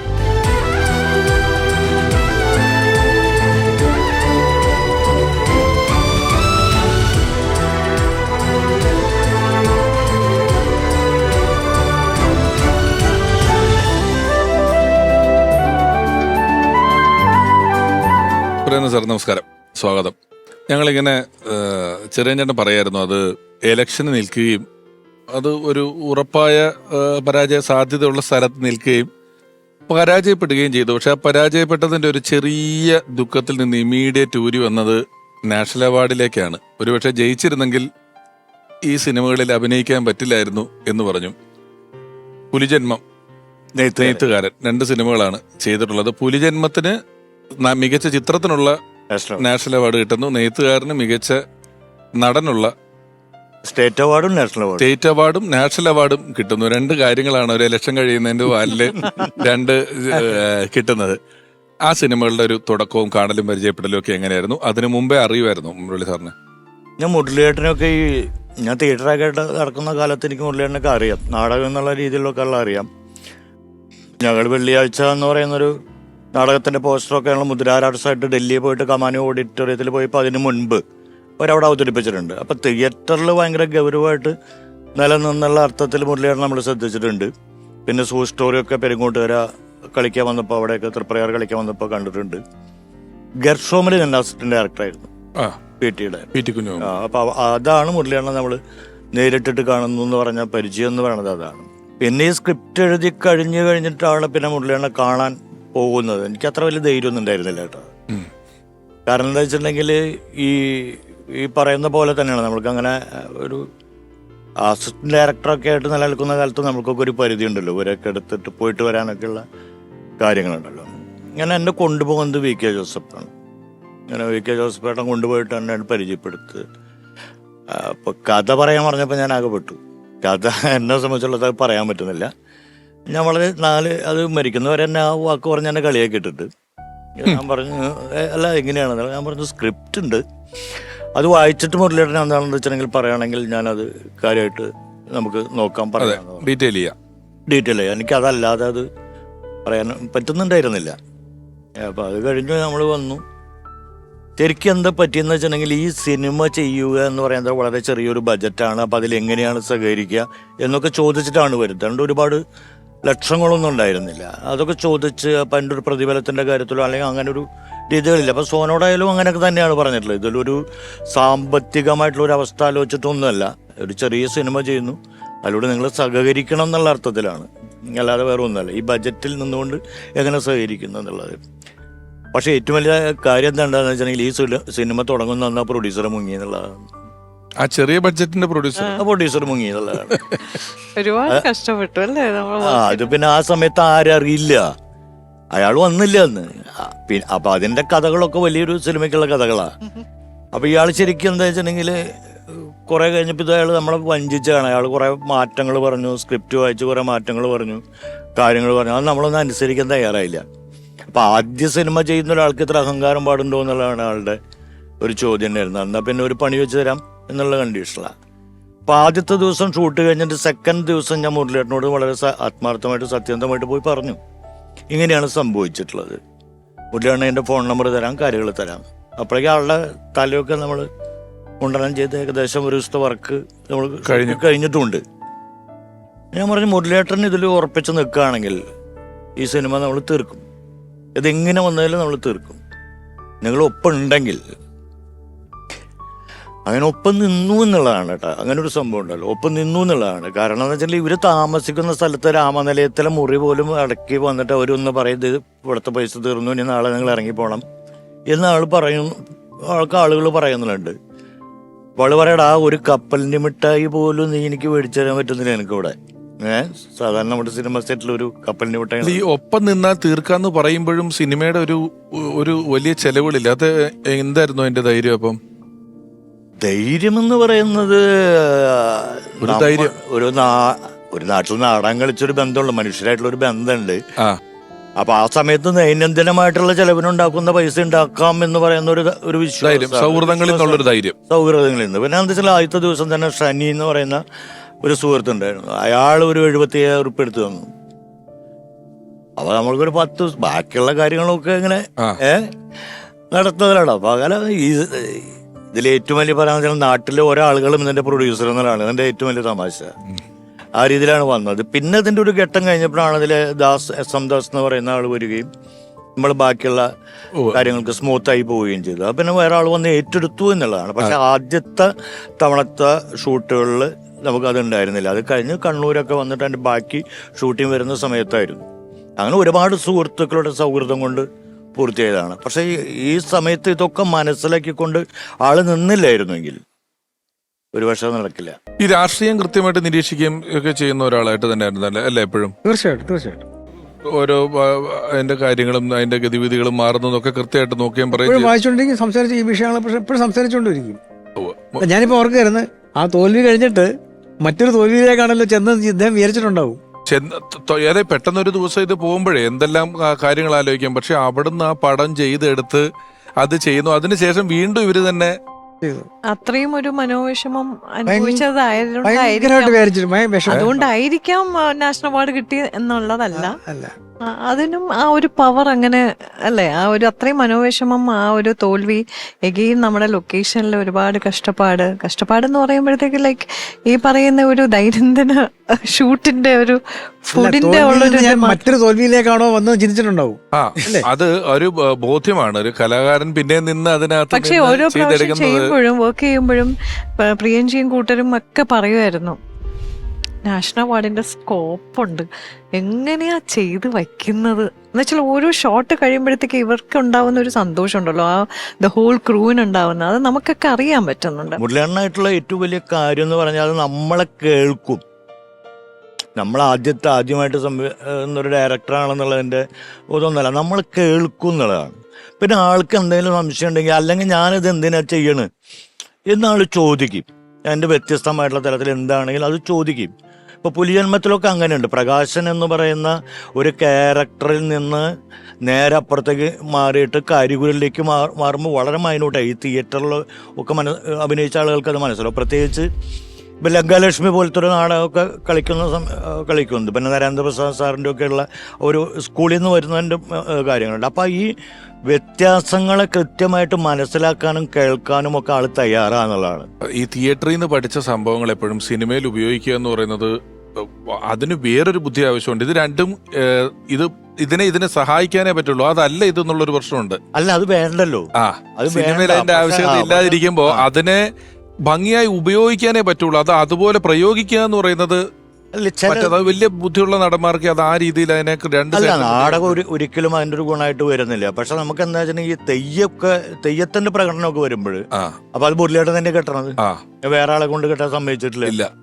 അപ്പൊ അത് വരുമ്പോ ഈ തിയേറ്റർ ഭയങ്കര ഗുണമാണെന്ന്. അതെ, ഒരുപാട് സിനിമകളിൽ നായികയായിട്ടുള്ള നമുക്ക് വളരെ പ്രിയപ്പെട്ട അഭിനേത്രി ദിവ്യ ഉണ്ണി ഈ സമയം മുരളിയേട്ടനെ ഓർക്കുന്നു. മുരളി സാറിനെ പറ്റി ഓർക്കുമ്പോൾ ഏറ്റവും ആദ്യം ഞാൻ കണ്ടത് ഞാൻ കുഞ്ഞായിരുന്നപ്പോൾ നേത്രധന്യയുടെ ഷൂട്ടിംഗ് ലൊക്കേഷനിൽ വളരെ ഒരു അര ദിവസം പോലും ഇല്ല ഒരു വർക്ക് ഉണ്ടായിരുന്നു. ഞാൻ കാർത്തിക ചേച്ചിയുടെ ചെറുപ്പകാലമായിട്ട്.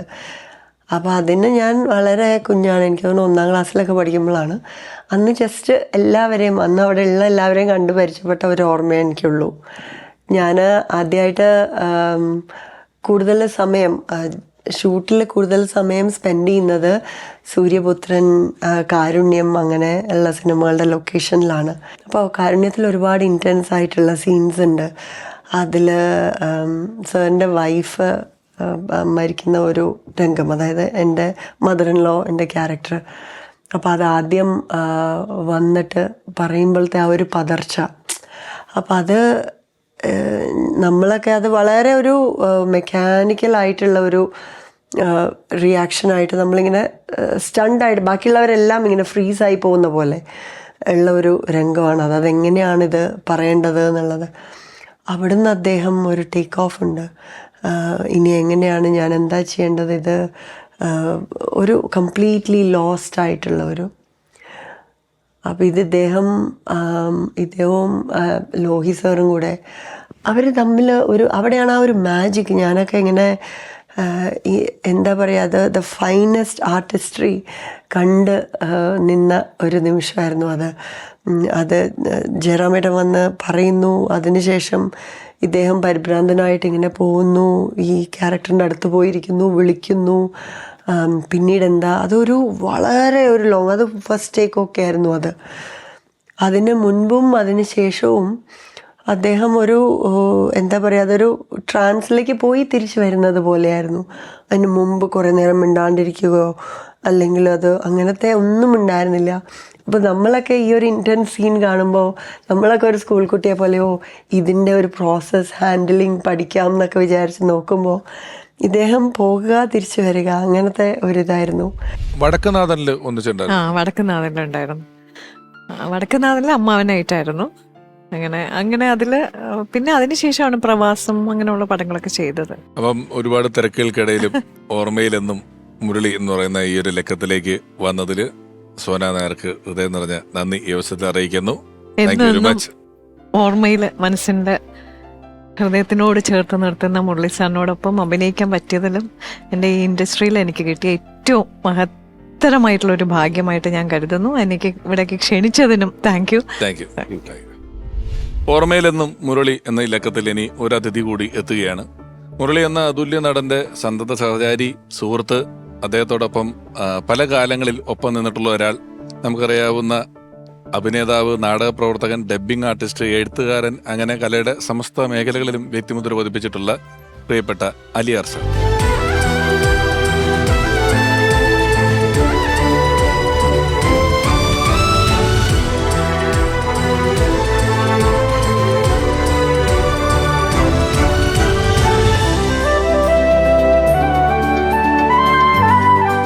സാർ നമസ്കാരം. നമസ്കാരം. ഞങ്ങള് അദ്ദേഹത്തിന്റെ സിനിമയുടെ ഒരു പ്രദേശങ്ങളെ കുറിച്ചൊക്കെ സംസാരിച്ചു. ഒരുപക്ഷെ അതിന് മുമ്പേ ഉള്ളൊരു സൗഹൃദമാണ് നിങ്ങൾ തമ്മിൽ, അല്ലേ? തീർച്ചയായിട്ടും. എപ്പോൾ തുടങ്ങിയ സൗഹൃദമായിരുന്നത്? ഞങ്ങൾ രണ്ടുപേരും ഈ അടുത്തടുത്ത സ്ഥലമാണെങ്കിലും രണ്ടുപേർക്ക് തുല്യ ദൂരമുള്ള ഒരു ജംഗ്ഷൻ ഉണ്ട്. വലിയ ജംഗ്ഷനാണ്. അടുത്തടുത്ത സ്ഥലങ്ങൾ എന്ന് പറയുമ്പോൾ വെളിയവും കുടവട്ടൂരും. ഒരു പഞ്ചായത്തിലെ 2 വാർഡ്, അടുത്തടുത്ത 2 വാർഡ്. ഈ വാർഡുകളിൽ തമ്മിൽ വേർതിരിക്കുന്നത് ഇത്തിക്കര 6ആണ്. അതിൻ്റെ ഒരു വശത്ത് ഞാനും മറുവശത്ത് മുരളി.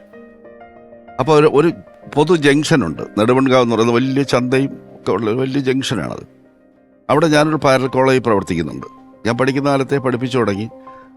71 ഞാൻ MA കഴിഞ്ഞ് നിൽക്കുമ്പോൾ ആ പാരൽ കോളേജ് സജീവമായിട്ട് നിൽക്കുകയാണ്. എനിക്ക് 72 ജോലി കിട്ടുന്നത്. നേരെ എതിർവശത്തൊരു പാരൽ കോളേജുണ്ട്, അവിടെ മുരളി പഠിപ്പിക്കുന്നുണ്ട്. റോഡിൻ്റെ നേരെ അപ്പുറം ഇപ്പുറമാണ്. മുരളി എന്താ പഠിപ്പിക്കുന്നത്? മുരളി ഹിസ്റ്ററിയാണ്. കാരണം ശാസ്താംകോട്ട കോളേജിൽ നിന്ന് പിന്നെ പുറത്താക്കപ്പെട്ട് നിൽക്കുകയാണ്. അപ്പോൾ അവിടെ വരും. ഞങ്ങൾ രണ്ടുപേരും ഊണ് കഴിക്കുന്ന ഈ 2 പാരൽ കോളേജിനും ഇടയ്ക്കുള്ള ഒരു ഹോട്ടലുണ്ട്. ഉച്ചയ്ക്ക് ഊണ് കഴിക്കുന്ന അവിടെയാണ്. അപ്പം ഞങ്ങൾ ഒന്നിച്ചിരുന്നാണ് ഊണ് കഴിക്കുന്നത്. അപ്പം ഞാൻ അതിനു മുമ്പൊക്കെ തന്നെ നാടകങ്ങളി നാട്ടിൽ സ്ഥിരമായിട്ട് നാട്ടിൻപുറത്തുള്ള നാടകങ്ങളിൽ ശീലമാണ്. മുരളിയുണ്ട്. അപ്പം ഇത് കുറച്ചുകൂടെ ഗാഠമായ ഒരു സൗഹൃദമാകുന്നത് ഈ ട്യൂട്ടോറിയൽ കാലയളവിലാണ്. പക്ഷേ 72 എനിക്ക് ജോലി കിട്ടി. ഞാൻ കാസർഗോഡ് ഗവൺമെൻറ് കോളേജിലേക്ക് ജോലി കിട്ടി അങ്ങ് പോയി. പിന്നെ ഞാൻ മുരളി 75 ആണ് കാണുന്നത്. ഇതിനിടയ്ക്ക് വെച്ച് ഞാൻ നാട്ടിൽ വരുന്നുണ്ട്. പക്ഷേ ആ നാട്ടിൽ വരുമ്പോഴൊക്കെ 1, 2, 3 ദിവസം നിൽക്കി ഞാൻ തിരിച്ചു പോകും. എൻ്റെ കല്യാണത്തിനൊന്നും മുരളിയെ വിളിച്ചിട്ടൊന്നുമില്ല. കാരണം അത്ര ഒരു സൗഹൃദമില്ല. ഞങ്ങൾ കണ്ടിട്ടുണ്ട്, അറിയാം എന്നുള്ളതല്ലാതെ ഇല്ല. 75 ട്രാൻസ്ഫറായി ഞാൻ ട്രിവാൻഡ്രത്ത് വരുന്നു. നരേന്ദ്രപ്രസാദ് വർക്ക് ചെയ്യുന്ന കോളേജിൽ തന്നെയാണ് എനിക്ക് കിട്ടിയത്. ഞങ്ങൾ അടുപ്പക്കാരായി. നരേന്ദ്രപ്രസാദ് അമ്പലമുക്കിലാണ് താമസിക്കുന്നത്. എനിക്കൊരു വീട് അന്വേഷിച്ച് കണ്ടുപിടിച്ച് ഞാൻ അമ്പലമുക്കിന് തൊട്ടിപ്പുറത്ത് വെച്ചാൽ ഒരു 100 മീറ്റർ കഴിഞ്ഞാൽ അമ്പലമുക്കായി. അവിടെ ഞാൻ ഒരു വീട് വാടകയ്ക്ക് എടുത്ത് താമസിക്കുന്നു. അപ്പം ഞാൻ താമസിക്കുന്ന വീട് സാമാന്യം വലിയൊരു വീടാണ്. കാരണം എൻ്റെ ഭാര്യയുടെ സഹോദരങ്ങൾ 2 പേര് കൊച്ചുകുട്ടികൾ എൻ്റെ കൂടെ താമസിച്ച് പഠിക്കുന്നുണ്ട്. വലിയ വീടാണ്. അവിടെ നിന്ന് ഒരു ദിവസം ഞാൻ വൈകിട്ട് പുറത്തേക്ക് ഇറങ്ങിയിരിക്കും, റോഡിൽ ഇറങ്ങിയിരിക്കും. റോഡിൻ്റെ എതിർവശത്ത് മുരളി ഇരിക്കുന്നു. ഞാനവിടെ ട്രാൻസ്ഫറായി വന്ന കാര്യം മുരളിക്കറിയില്ല. മുരളി ഇവിടെ എന്തെങ്കിലും ചെയ്യുന്നുണ്ടെന്നുള്ള കാര്യം എനിക്കും അറിയത്തില്ല. രണ്ടാമത്തെ കൂടിക്കാഴ്ച അതാണ്. കണ്ടുടനെ എന്നെ മുരളി ഓടി വന്ന് എന്താ സാറിന് ചോദിച്ചാൽ പറഞ്ഞു. മുരളി ഞാനിങ്ങനെ കാസർഗോഡായിരുന്നു. അല്ല, അതെനിക്കറിയാമായിരുന്നു. അന്ന് ജോലി കിട്ടി പോകുമ്പോൾ ഒരു യാത്രയപ്പൊക്കെ നടന്നതൊക്കെ നമ്മൾ അറിഞ്ഞിരുന്നു. അത് ഇപ്പോൾ ട്രാൻസ്ഫറായി വന്ന് ഇവിടെ താമസിക്കുമെന്ന് പറഞ്ഞു. അപ്പോൾ മുരളി പറഞ്ഞു ഞാൻ താണ്ടി ഇവിടെ താമസിക്കുന്നത്. അവിടെ ഒരു മുറി വാടകയ്ക്ക് എടുത്തിട്ട് മുരളിയും മുരളി ഒന്ന് LLBക്ക് പഠിക്കുകയാണ്. അപ്പോൾ അത് പിന്നെ വൈകുന്നേരങ്ങളിൽ ചിലപ്പോഴൊക്കെ, അന്ന് നാടകങ്ങളി തുടങ്ങിയിട്ടില്ല, വൈകുന്നേരങ്ങളിൽ ചിലപ്പോൾ ഫ്രീ ആകുമ്പോൾ എൻ്റെ അവിടെ വന്നിരിക്കും. ഞങ്ങൾ ചിലപ്പോൾ രാത്രി മുഴുവൻ അവിടെ ഇരുന്ന് വർത്താനമൊക്കെ പറഞ്ഞിട്ട് അവിടെ കിടന്നുറങ്ങും. രാവിലെ എഴുന്നേറ്റ് പോകും. അങ്ങനെ ഒരു ഗാഠമായ സൗഹൃദം പിന്നീടുണ്ടായി. അപ്പോൾ ഞാൻ താമസിക്കുന്ന തൊട്ട് അപ്പുറത്ത് ഒരു 100-150 മീറ്റർ അപ്പുറത്താണ് നരേന്ദ്രപ്രസാദ്. എൻ്റെ വീടിൻ്റെ പടിഞ്ഞാറ് വശത്താണ് കടമനിട്ട താമസം. അപ്പോൾ ഇവരുമൊക്കെ ആയിട്ടൊരു സൗഹൃദത്തിലാകാൻ മുരളിക്ക് ശരിക്കും സൗഹൃദം പിന്നെ 1-2 വർഷം കഴിഞ്ഞു. 79 നാടകം തുടങ്ങുന്നു ഞങ്ങൾ. ഈ സൗഹൃദം ഇപ്പൊ ഈ പറഞ്ഞത് അദ്ദേഹത്തിന്റെ ഒരു സിനിമാ ജീവിതം നമ്മൾ നോക്കിയാൽ ആദ്യം ജസ്റ്റ് ഒന്ന് വന്നു, അത് ഇറങ്ങുന്നില്ല, വർക്കൗട്ട് ആകുന്നില്ല. 5-6 വർഷങ്ങൾക്ക് ശേഷമാണ് വീണ്ടും സിനിമയിൽ വരുന്നതും. എന്ന് പറയില്ല, നിങ്ങളുടെ സൗഹൃദം ആദ്യം ഒന്ന് കണ്ടു, വർക്കൗട്ട് ആകുന്നില്ല, 5 വർഷം കഴിഞ്ഞ് വീണ്ടും. പിന്നെ ഈ 79 ഞങ്ങൾ നാടകം കടി തുടങ്ങി.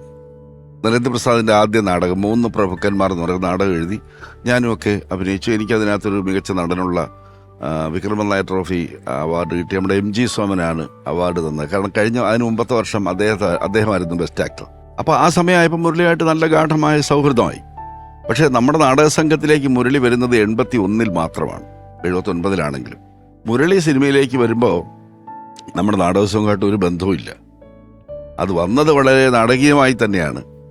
മുരളി VJM ലോഡ്ജ് പാളയത്ത് താമസിക്കുമ്പോൾ നമ്മുടെ കവി അയ്യപ്പൻ അയ്യപ്പൻ ഒരു ദിവസം ചെന്നിട്ട് മുരളിയെ വിളിച്ചിറക്കി റൂമിൽ നിന്ന്. അപ്പോൾ അയ്യപ്പൻ അന്ന് ജോലിയൊക്കെ നഷ്ടപ്പെട്ട് ഏതാണ്ട് തെരുവിലേക്ക് ഇറങ്ങിയ ഒരു സമയമാണ്. അപ്പോൾ അതുകൊണ്ട് മുരളിയെ വിളിച്ചിട്ട് മുരളി ഇറങ്ങിയില്ല റൂമിൽ നിന്ന്.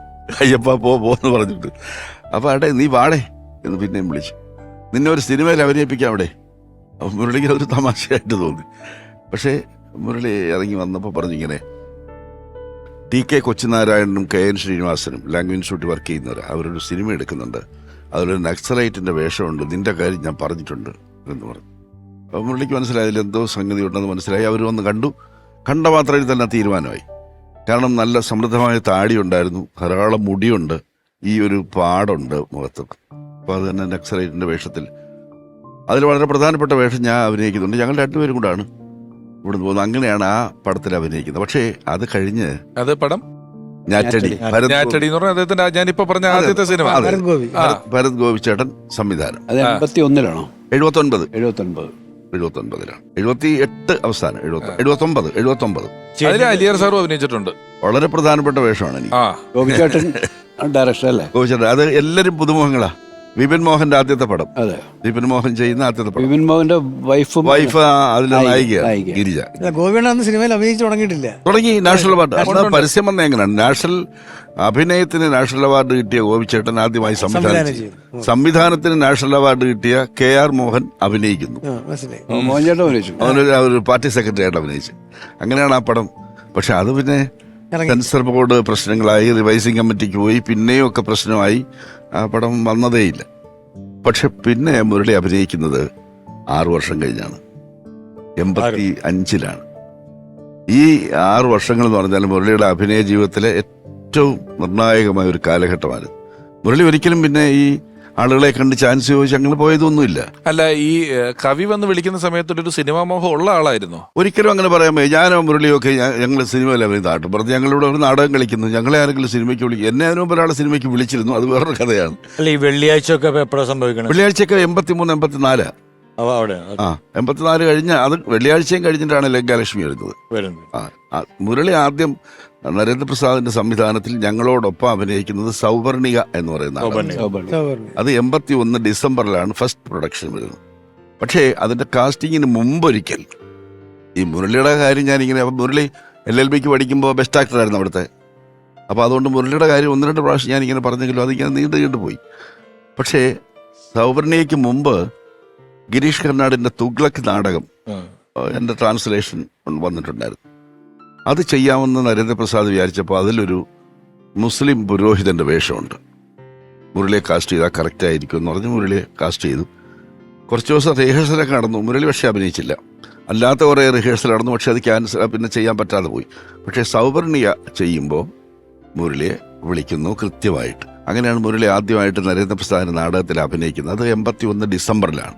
ആ നാടകം പിന്നെ കേരളത്തിലുടനീളം അവതരിപ്പിക്കുകയും ദേശീയ നാടകോത്സവത്തിൽ പോവുകയൊക്കെ ചെയ്തു. അത് 84-ലാണ് ഞങ്ങൾ ദേശീയ നാടകോത്സവത്തിൽ കമാനി ഓഡിറ്റോറിയത്തിലൊക്കെ ചെയ്യുന്നത്. അത് കഴിഞ്ഞാണ് പിന്നെ മുരളി തുടർച്ചയായിട്ട് നരേന്ദ്രപ്രസാദിന്റെ നാടകങ്ങളിൽ ഈ പറഞ്ഞ 6 കൊല്ലം, ആദ്യത്തെ സിനിമയുടെയും രണ്ടാമത് ജനകീയമാവുന്ന സിനിമയുടെ ഇടയിലുള്ള 6 വർഷം നാടകത്തിൽ തന്നെ സജീവമായിട്ട് നിൽക്കുക. നാടക അഭിനയം തന്നെയായിരുന്നു. മുരളിയുടെ ഭാഷയിൽ പറഞ്ഞാൽ അട്ടക്കുളങ്ങര സ്കൂളിന്റെ കോമ്പൗണ്ടിലെ മണലിൽ കിടന്ന് ഉരുളുകയായിരുന്നു. മുരളിച്ചേട്ടന്റെ ഓർമ്മകളുമായി ഒരുപാട് സിനിമകളിൽ മികച്ച കഥാപാത്രങ്ങളെ അവതരിപ്പിച്ചിട്ടുള്ള അഭിനേത്രി ഊർമിള ഉണ്ണി. ഏത് സിനിമ അഭിനയിക്കുമ്പോഴും ഏത് കഥാപാത്രം അഭിനയിക്കുമ്പോഴും മുരളിയേട്ടൻ്റെ ഒരു പ്രത്യേകത എന്താണെന്ന് വെച്ചാൽ ഒരിക്കലും ഗ്ലിസറിൻ ഉപയോഗിക്കില്ല കണ്ണ് നിറയണമെങ്കിൽ.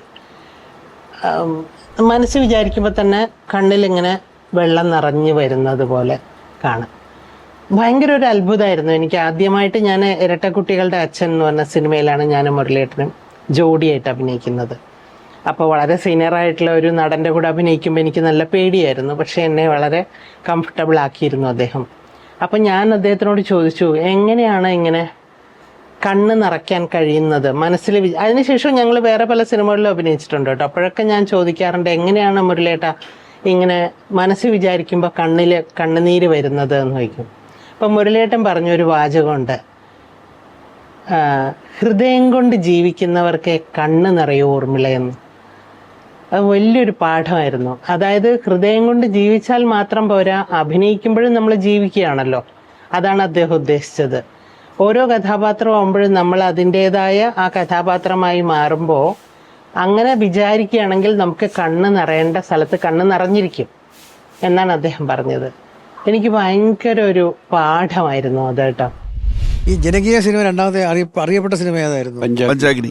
പഞ്ചാഗ്നി അഭിനയിക്കുന്നത് മീനവാസല സൂര്യനാണ്. മീനമാസത്തിലെ സൂര്യൻ അഭിനയിച്ചു, പക്ഷെ വന്നത് റിലീസ് ചെയ്തത് പഞ്ചാഗ്നിയാണോ? മീനവാസല സൂര്യനകത്ത് അഭിനയിക്കാനുള്ള അവസരം കിട്ടിയത് അതും ഇതുപോലെ രസകരമായ അനുഭവമാണ്. അത് 4 പേരാണ് തൂക്കിലേറ്റപ്പെടുന്നത്, അറിയാമല്ലോ.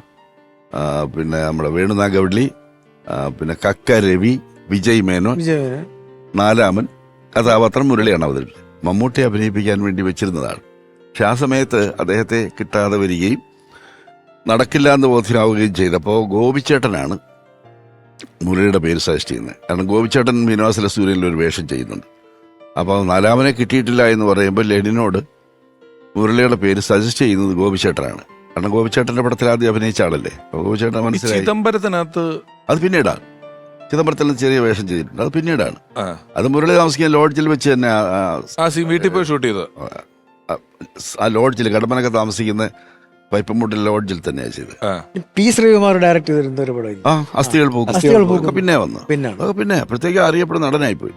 ഇത് മുരളിയെ കാസ്റ്റ് ചെയ്യാൻ പറയുന്നു. അപ്പോൾ വിളിക്കാൻ പറയുന്നു. മുരളി ലൊക്കേഷനിൽ ചെന്നു. ഈ നമ്മുടെ പ്രൊഡ്യൂസർക്ക് തീരെ ഇഷ്ടമായില്ല.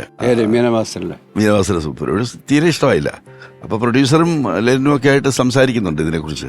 അപ്പോൾ മുരളിക്ക് സംഭവം മനസ്സിലായി. മുരളി പെട്ടിയെടുത്തു നേരെ പോന്നു. ബസ് സ്റ്റാൻഡിൽ നിൽക്കുമ്പോൾ ആൾ വരുന്നു. അപ്പോൾ ലെനിൻ രാജേന്ദ്രൻ പറഞ്ഞു, അയാളെ വെച്ചേ ഞാൻ ചെയ്യുന്നുള്ളൂ, അയാൾ തന്നെ വേണം, എങ്കിലേ സിനിമ ചെയ്യുന്നുള്ളൂ എന്ന് വാശിയായി.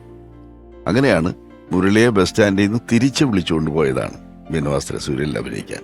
പക്ഷെ MT ഹരിഹരൻ പടം എന്ന് പറയുന്നത് ഈ പഞ്ചാഗ്നി അത് അപ്പോഴത്തെ ലെജൻഡ് പരിപാടികളാണ്. ആ പടം എന്ന് പറയുന്നത് അതിൽ കാസ്റ്റ് ചെയ്യപ്പെട്ടതിനെ പറ്റി അറിയാമോ? എങ്ങനെയാണെന്ന് കാസ്റ്റ് ചെയ്തപ്പോൾ അത് കടമനിട്ട് രാമകൃഷ്ണൻ MTയോട് സൂചിപ്പിച്ചിരുന്നു, ഇങ്ങനെ ഒരു നടനുണ്ട് എന്ന് സൂചിപ്പിച്ചിരുന്നു എന്ന് പറഞ്ഞിട്ടു.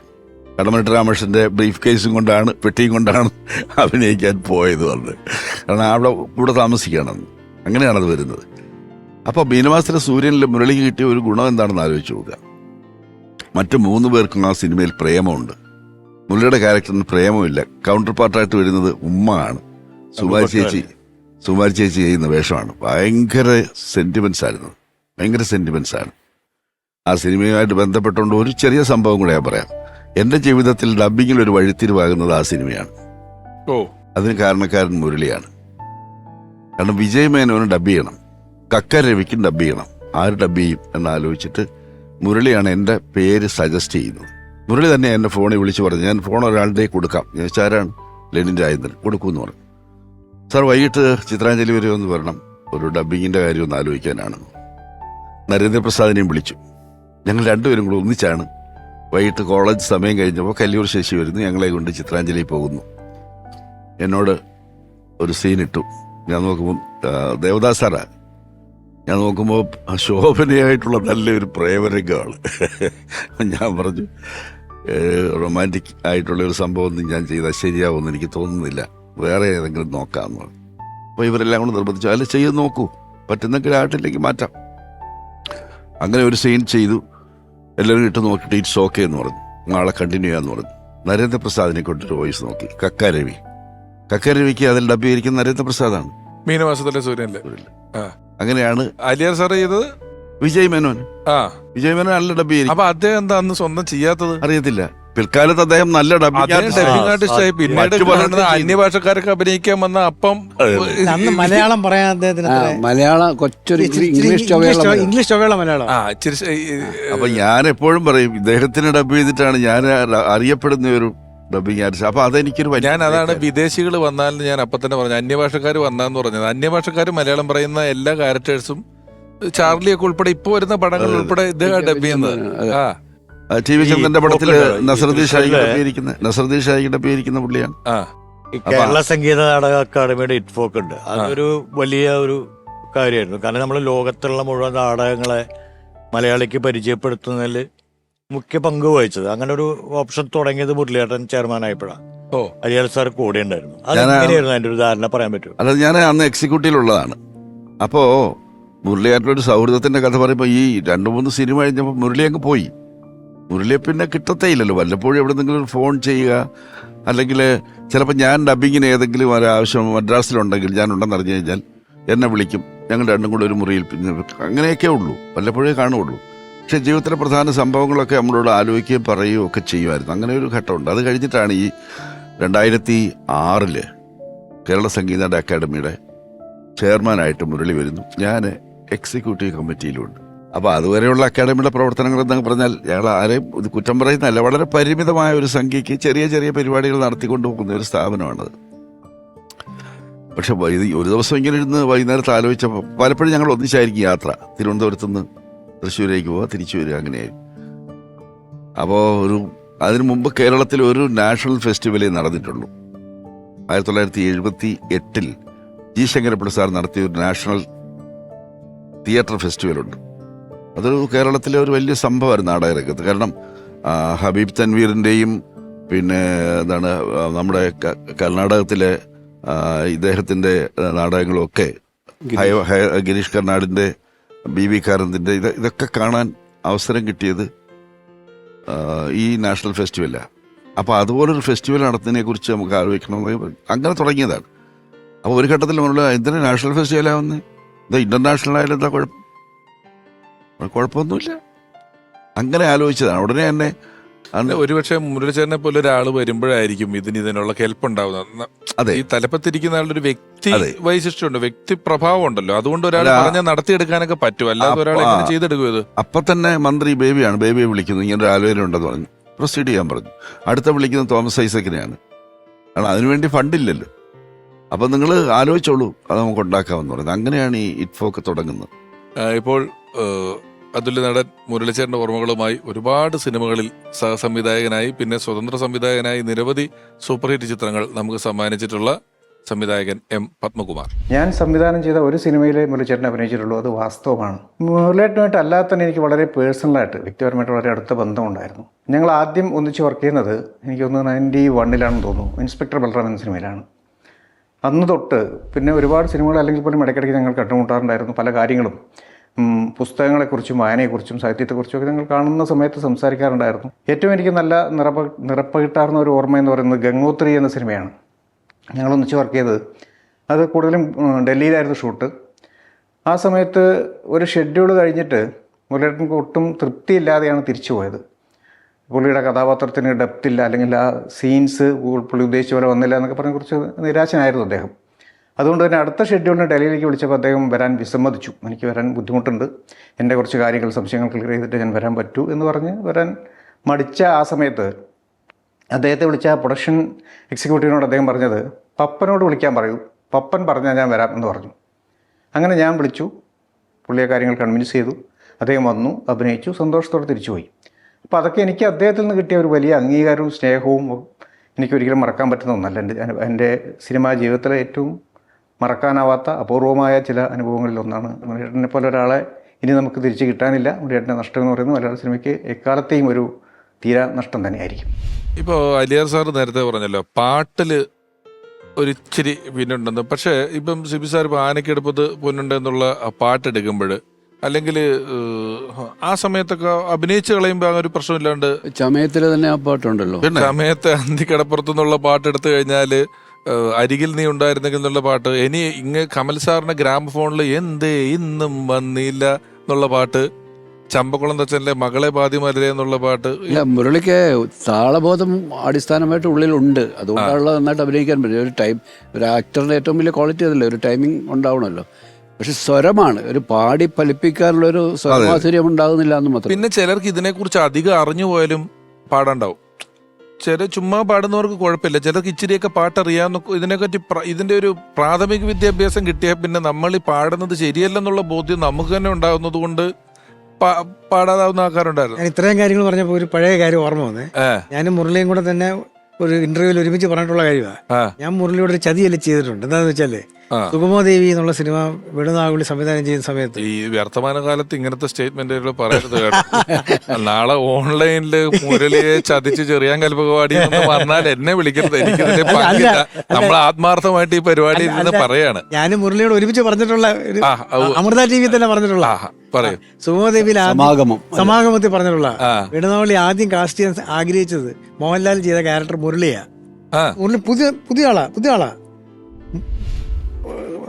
ലാല് മറ്റേ ക്യാരക്ടറും ശങ്കറിന്റെ ക്യാരക്ടർ. അപ്പൊ എനിക്ക് വേണുനാഗുളിയോടുള്ള സ്നേഹവും ബഹുമാനവും കാരണം ഞാൻ പറഞ്ഞു, വേണിച്ചേട്ടാ ആദ്യത്തെ പടവാ, നമ്മളൊരു പുതിയ ആളെ ഇട്ട് കളിക്കണം എന്ന് പറഞ്ഞ് ഞാൻ നിരുത്സാഹപ്പെടുത്തി. അപ്പൊ ഇത് മുരളി പറയായിരുന്നു എന്നെ ചതിച്ച ആളാണ്. അപ്പൊ ഞാൻ പറഞ്ഞു, ചതിച്ചെങ്കിൽ തിരിച്ച് നല്ലൊരു കഥാപാത്രം അങ്ങോട്ട് തന്നില്ലേ DK ആന്റണിയെ, അത് ഓക്കെ എന്ന് പറഞ്ഞു. അന്നേ പുള്ളി അന്ന് അഭിനയിച്ചിരുന്നെങ്കിൽ കഥ വേറെ ആകുമായിരുന്നു നമ്മളിപ്പോ ചിന്തിക്കാതെ. ഇങ്ങനെയാണ് ഇത് നടക്കേണ്ടത്. അത് അങ്ങനെ ആയിരുന്നെങ്കിൽ ഇങ്ങനെയെന്നുള്ള ഒരു ഓപ്ഷൻ എവിടെ ഇല്ലാത്തൊരു സാധനമാണ്. ഇങ്ങനെയായിരുന്നു നടക്കേണ്ടത്, അതുകൊണ്ട് അങ്ങനെ വന്നെന്നുള്ള രീതിയിൽ. പക്ഷെ വേണിച്ചേട്ടൻ അങ്ങനെ ആലോചിച്ചിരുന്നു കേട്ടോ, ഒരു പുതിയ ആളെ നമുക്ക് റഫ് ആൻഡ് ടഫ്, അതിനകത്ത് ഫുട്ബോളറായിട്ടാ, അപ്പൊ റഫ് ആൻഡ് ടഫായിട്ട് നമുക്ക് ഒരാളെ നമുക്ക് അവതരിപ്പിക്കാം എന്നൊന്ന് ചിന്തിച്ചിരുന്നു. അല്ല, ഈ ഒരു സമയത്ത് ഇടക്കാലത്ത് ഇങ്ങനെ അധികം ഈ പ്രണയിക്കാത്ത, പാട്ട് പാടാത്ത, ഒരിത്തിരി റിബലായിട്ട് കൺവെൻഷനലായിട്ടുള്ള സാധനങ്ങളോടൊക്കെ എതിർത്ത് നിൽക്കുന്ന ഹീറോകളുടെ ഒരു സമയം തന്നെ സിനിമയിലുണ്ടായിരുന്നു. അങ്ങനെ ഇഷ്ടം പോലെ കഥാപാത്രങ്ങൾ ഉണ്ടായിരുന്നു, എല്ലാത്തിനെയും എതിർത്ത് നിൽക്കുന്ന ആളുകളായിട്ടുള്ളത്. ആ സമയത്തായിരിക്കും ഇങ്ങനത്തെ കഥ. അത് ആ സമയം വിട്ടുപോയിട്ട് പിന്നെയും 90കളുടെ പകുതിയിൽ എത്തിയപ്പോഴാണ് ഇത്തരത്തിലുള്ള ഒരുപാട് കഥാപാത്രങ്ങൾ വന്നിട്ടുള്ളത്. മുരളിച്ചേട്ടന്റെ ഓർമ്മകളുമായി അഭിനേത്രി ദിവ്യ ഉണ്ണി. കാരുണ്യത്തിൻ്റെ സമയത്താണ് ഒരുപാട് സമയം, അതൊരു കുടുംബം പോലെയായിരുന്നു എൻ്റെ ഷൂട്ടിംഗ് ലൊക്കേഷൻ. അപ്പോൾ അതിൽ ബാക്കിയുള്ള ആർട്ടിസ്റ്റുകളെ സപ്പോർട്ട് ചെയ്യുന്ന കാര്യത്തിൽ എനിക്കിപ്പോഴും ഓർമ്മയുണ്ട്. ഇതേ സിനിമ തന്നെ, കാരുണ്യം എന്ന സിനിമയുടെ തന്നെ ഏറ്റവും അവസാന രംഗത്തിൽ ഒരു ലെറ്റർ വരുന്നുണ്ട്. അച്ഛൻ മകൻ എഴുതുന്ന എഴുത്താണ്. അത് പ്രേക്ഷകർ കേൾക്കുന്നത് മുരളി സാറിൻ്റെ സൗണ്ടിലാണ്. ജയറാമേട്ടൻ അത് വായിക്കുന്നതായിട്ടാണ്. അപ്പോൾ ജയറാമേട്ടൻ്റെ ഫേസിലാണ് റിയാക്ഷൻസാണ് ഓഡിയൻസ് കാണുന്നത്. പക്ഷേ ഇത് അപ്പോൾ അദ്ദേഹം അത് വളരെ ലേറ്റായിട്ട്, അദ്ദേഹത്തിൻ്റെ ഷൂട്ട് കഴിഞ്ഞിട്ടും അദ്ദേഹം അവിടെ നിന്നിട്ട് വെയിറ്റ് ചെയ്തു ഈ സീൻ എടുക്കാൻ വേണ്ടിയിട്ട്. കാരണം ഇതിൻ്റെ വായന, അദ്ദേഹത്തിൻ്റെ വോയിസിൽ ഈ എഴുത്ത് വായിച്ചിട്ടാണ് ജയറാമേട്ടൻ്റെ ഷോർട്സ് എടുത്തത്. സോ അതൊക്കെ നമ്മൾ അഗൈൻ ഒരു ആർട്ടിസ്റ്റിൻ്റെ അതൊരു ഫോർവേഡ് തിങ്കിങ്ങും, എൻ്റെ ഈ ക്യാരക്ടറിൻ്റെ ശബ്ദം ഇവിടെ ആവശ്യമുണ്ട് എന്നുള്ള ആ ഒരു ചിന്തയിൽ അദ്ദേഹം തന്നെ വെയിറ്റ് ചെയ്യുകയാണ് ചെയ്തത്. എനിക്ക് ഇപ്പോഴും ഓർമ്മയുണ്ട്, ലോയി സാറിനോട് മുരളി സാർ തന്നെയാണ് വന്നിട്ട് പറഞ്ഞത്, ഞാൻ വായിക്കാം, ജയറാം ചെയ്യുമ്പോൾ ഞാൻ വായിക്കാം എന്ന് പറഞ്ഞിട്ട് വളരെ വീണ്ടും വീണ്ടും വീണ്ടും ഓരോ അതിൻ്റെ എല്ലാ ആംഗിൾ എടുത്ത് തീരുന്നത് വരെയും അദ്ദേഹം അവിടെ നിന്നത് വായിച്ചു കൊടുത്തു. ഇതൊക്കെ എത്രയോ വർഷങ്ങൾക്ക് മുൻപാണ് ഞാൻ ഇത് ചെയ്തത്. ഏകദേശം ഒരു 25 വർഷങ്ങൾക്ക് മുമ്പ് ചെയ്തതാണിത്. ഇപ്പോഴും ആ ഒരു സാറിൻ്റെ ആ ഒരു ഹ്യൂമിലിറ്റി ആൻഡ് കമ്മിറ്റ്മെൻറ്റ്, പിന്നെ ഓഫ് കോഴ്സ് ആക്ടിങ് നമ്മളുടെ എല്ലാവരുടെയും ഹൃദയത്തിൽ തൊടുന്ന ആക്ടിങ് ആണ്. ഇന്നും അന്ന് ഒരു എൻ്റെ 16-17 വയസ്സിൽ ഞാൻ കണ്ട ആ ഒരു act of kindness and commitment ഇന്നും എൻ്റെ മനസ്സിൽ പതിഞ്ഞു നിൽക്കുന്നു. അതാണ് മുരളി സാർ എൻ്റെ ഓർമ്മയിൽ. മാലയോഗം എന്ന് പറയുന്ന അതിലൊരു കള്ളിയെത്തുകാരനായിട്ട് ചെത്തുതൊഴിലാളിയായിട്ട് അഭിനയിച്ചിട്ടുണ്ട്. വളരെ കൺവിൻസിംഗ് ആണല്ലോ മുരളിയെ വേഷം കെട്ടി അറിയില്ല, കറക്റ്റ് അത് ഓർത്തോക്കിട്ടുണ്ട്. അതാണ് ഒരു അത്ഭുതം അല്ലേ. നമ്മളൊരിപ്പം ദി കിങ് കാണുമ്പം ഒരു കുർത്തയൊക്കെ ഇട്ട് കേന്ദ്രമന്ത്രിയായിട്ടൊക്കെ വരുന്നു. ഇവര് ഇതേ ആർട്ടിസ്റ്റുകൾ തന്നെ വേറൊരു പടത്തില് ഒരു പ്രായിക്കര പപ്പാൻ എന്ന് പറയുന്നിടത്ത് ആനപ്പാപ്പാനായിട്ട്. ഇതിനൊന്നും നമുക്ക് അങ്ങനെ ഇന്ന ശൈലിയിലാണ് ഒരു ആനപ്പാപ്പാൻ ഒന്നും പറയാൻ പറ്റില്ലെങ്കിൽ ഇതൊക്കെ ഒരു ചുറ്റുപാടുകളുമായിട്ടൊരു നടൻ സിങ്ക് ആവണ്ടേ. ദി ട്രൂത്ത് എന്ന് പറയുന്ന പടത്തിലെ വില്ലനായിട്ടുള്ള പോലീസ്, അത് പഴയ ആ ഒരു കാലഘട്ടത്തിൽ ഒരുമിക്ക നടന്മാരും ഞാൻ ഇവിടെ തന്നെ പറഞ്ഞിട്ടുണ്ട്. നമ്മളൊരു ഹോട്ടലിൽ റൂമെടുത്ത് ആവശ്യപ്പെട്ട് നമുക്കൊരു സ്വിച്ച് ഇടുന്നതിന് വീട്ടിലിടുന്നതിന്റെ ഒരു ഇണക്കം വരൂലല്ലോ. നമ്മൾ താമസിക്കുന്നിടത്ത് ഇവരിപ്പോ ഒരു ഷൂട്ടിങ്ങിന് എത്ര ദിവസം ഉണ്ടാവും ഒരു വീട്ടിലോ ഒരു മുറിയിലോ. ഇവർ എണീറ്റ് പോയി ഒരു സ്വിച്ച് ഇട്ടിട്ടൊക്കെ പോകുമ്പോഴൊക്കെ ഒരു 10 കൊല്ലം ഇവർ ആ വീട്ടിലായിരുന്നു താമസിക്കുന്നതെന്ന് നമുക്ക് തോന്നുന്ന രീതിയിലാണ് ഒരുമിക്ക ആർട്ടിസ്റ്റുകളും ആ സമയത്തുള്ള ആദ്യത്തെ ഒരു ഇതിൽ പറഞ്ഞതുപോലെ, കാരണം വെച്ചാൽ ഒരു വായനക്കാരൻ എന്നൊക്കെ പറഞ്ഞ പോലെ ഈ ഏറ്റവും ആധുനികപരമായിട്ടുണ്ടാക്കുന്ന പുസ്തകങ്ങൾ, നാടകങ്ങളെ പോലും എല്ലാ കാലത്തും പരിചയപ്പെടുത്തേണ്ടത് മുരളിയേട്ടൻ ഇല്ലേ? സോ സ്റ്റോറി വിവർത്തനം ചെയ്ത മുരളിയേട്ടനാണ്. പിന്നെ ഏറ്റവും അവസാനം ഇറങ്ങിയ ആ ഒരു സമയത്ത് പോലും ഏറ്റവും പുതിയ കാലത്തെ തിയേറ്ററിന്റെ കാര്യങ്ങളായാലോ മറ്റു കാര്യങ്ങളായാലോ ആ മനുഷ്യന് മനസ്സിലാവുന്നുള്ളതാണ്. വിവർത്തനം ഉണ്ടെന്നുള്ളതാണ്. ഒരുപാട് പുസ്തകങ്ങളാണ്. അല്ല, സാഹിത്യത്തോട് വല്ലാത്തൊരു ബന്ധം ഉണ്ടായിരുന്നു. ഈ നേരത്തെ പറഞ്ഞ സൗഹൃദം എല്ലാം ഉള്ളതുകൊണ്ട് തന്നെ. അപ്പൊ അങ്ങനെ കുറെ വർക്കുകൾ ചെയ്തിട്ടുണ്ട് മുരളി. ഈ അവസാന കാലത്ത്, അതാണ് പലർക്കും അറിയാൻ മേലാതെ പോയൊരു സംഗതി, അവസാന കാലത്ത് മുരളി ഏറ്റവും അധികം ശ്രദ്ധിച്ചത് ഈ ഈസ്റ്റേൺ എസ്തെറ്റിക്സ്, നമ്മുടെ പൗരസ്ത്യ സാഹിത്യ മീമാംസയെക്കുറിച്ച് ഉള്ള ഒരു പഠനത്തിലേക്കാണ് മുരളി പോയത്. ഞാനത് മനസ്സിലാക്കുന്നത്, ഒരു ദിവസം എൻ്റെ അടുത്ത് വിളിച്ചു ചോദിച്ചിട്ട്, ആനന്ദവർദ്ധൻ അറിയാമോ, രസസിദ്ധാന്തം, അപ്പോൾ ഇതൊക്കെ നമ്മൾ MA പഠിച്ചിട്ടുള്ള കാര്യങ്ങളാണ്. ഞാൻ പറഞ്ഞാൽ അത്യാവശ്യം സംഗതികളൊക്കെ അറിയത്തുള്ളൂ, കൂടുതൽ അറിയണമെങ്കിൽ എന്ത് ചെയ്യണമെന്ന് ചോദിച്ചാൽ ഞാൻ ചില ആളുകളുടെ പേര് പറഞ്ഞു കൊടുത്തു. അപ്പം തന്നെ അവരെയൊക്കെ പോയി കാണുക. പിന്നെ ഞാൻ അന്വേഷിച്ചപ്പോൾ ഈ ഈസ്റ്റേൺ എസ്തെറ്റിക്സുമായിട്ട് ബന്ധപ്പെട്ട് ഗാഠമായ വായനയിലായിരുന്നു. അത് ഒരു പക്ഷേ കുറച്ചുകൂടെ അഡ്വാൻസ് ചെയ്ത് പോയിരുന്നെങ്കിൽ എന്തെങ്കിലും കാര്യമായിട്ട് എഴുതി കിട്ടുമായിരുന്നു. അത് നടന്നില്ല.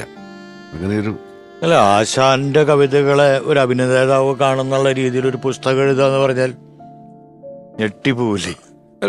ഉണ്ടായിരുന്നു ജീവിതത്തിന്.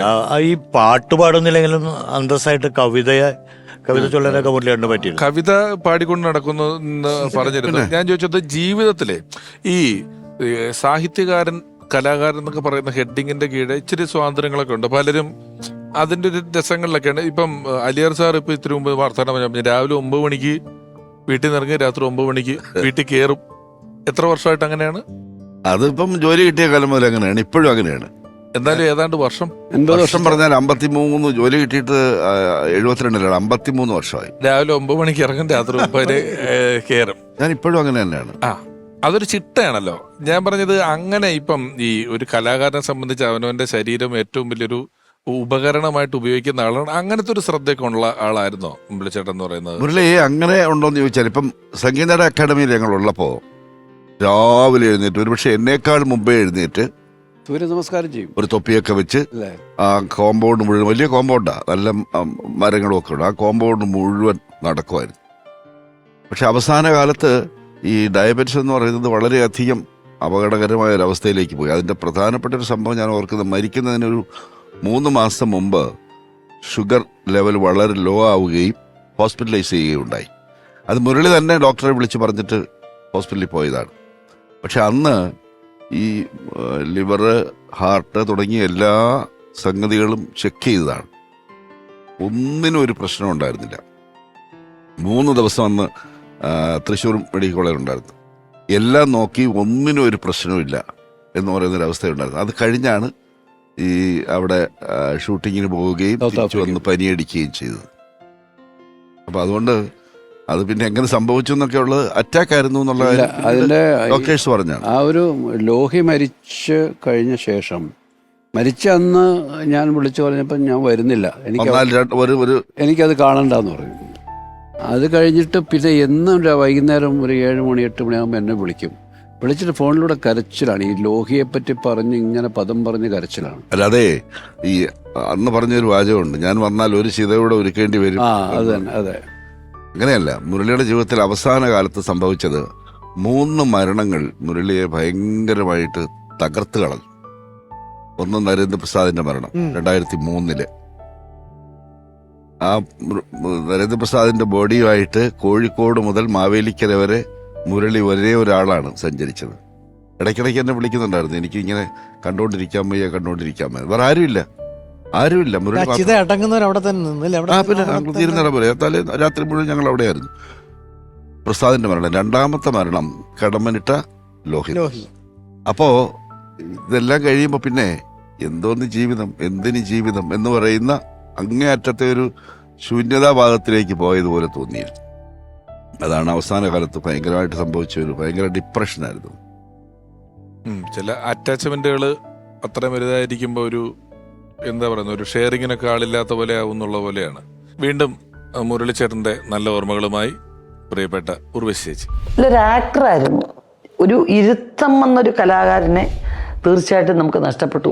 കൊച്ചാട്ടൻ ചെയ്യുന്ന തരത്തിലുള്ള റോൾസൊന്നും വേറെ ആർക്കും ചെയ്യാൻ പറ്റില്ല. കാരണം തിലകനങ്ങളിൽ വേറൊരു കാറ്റഗറി, നെടുമുടി ചേട്ടൻ വേറൊരു കാറ്റഗറി. പക്ഷേ ഇത് ഒരു നിഷേധിയുടെ മുഖമായിരുന്നു അദ്ദേഹത്തിന് ബേസിക് ആയിട്ടെങ്കിലും.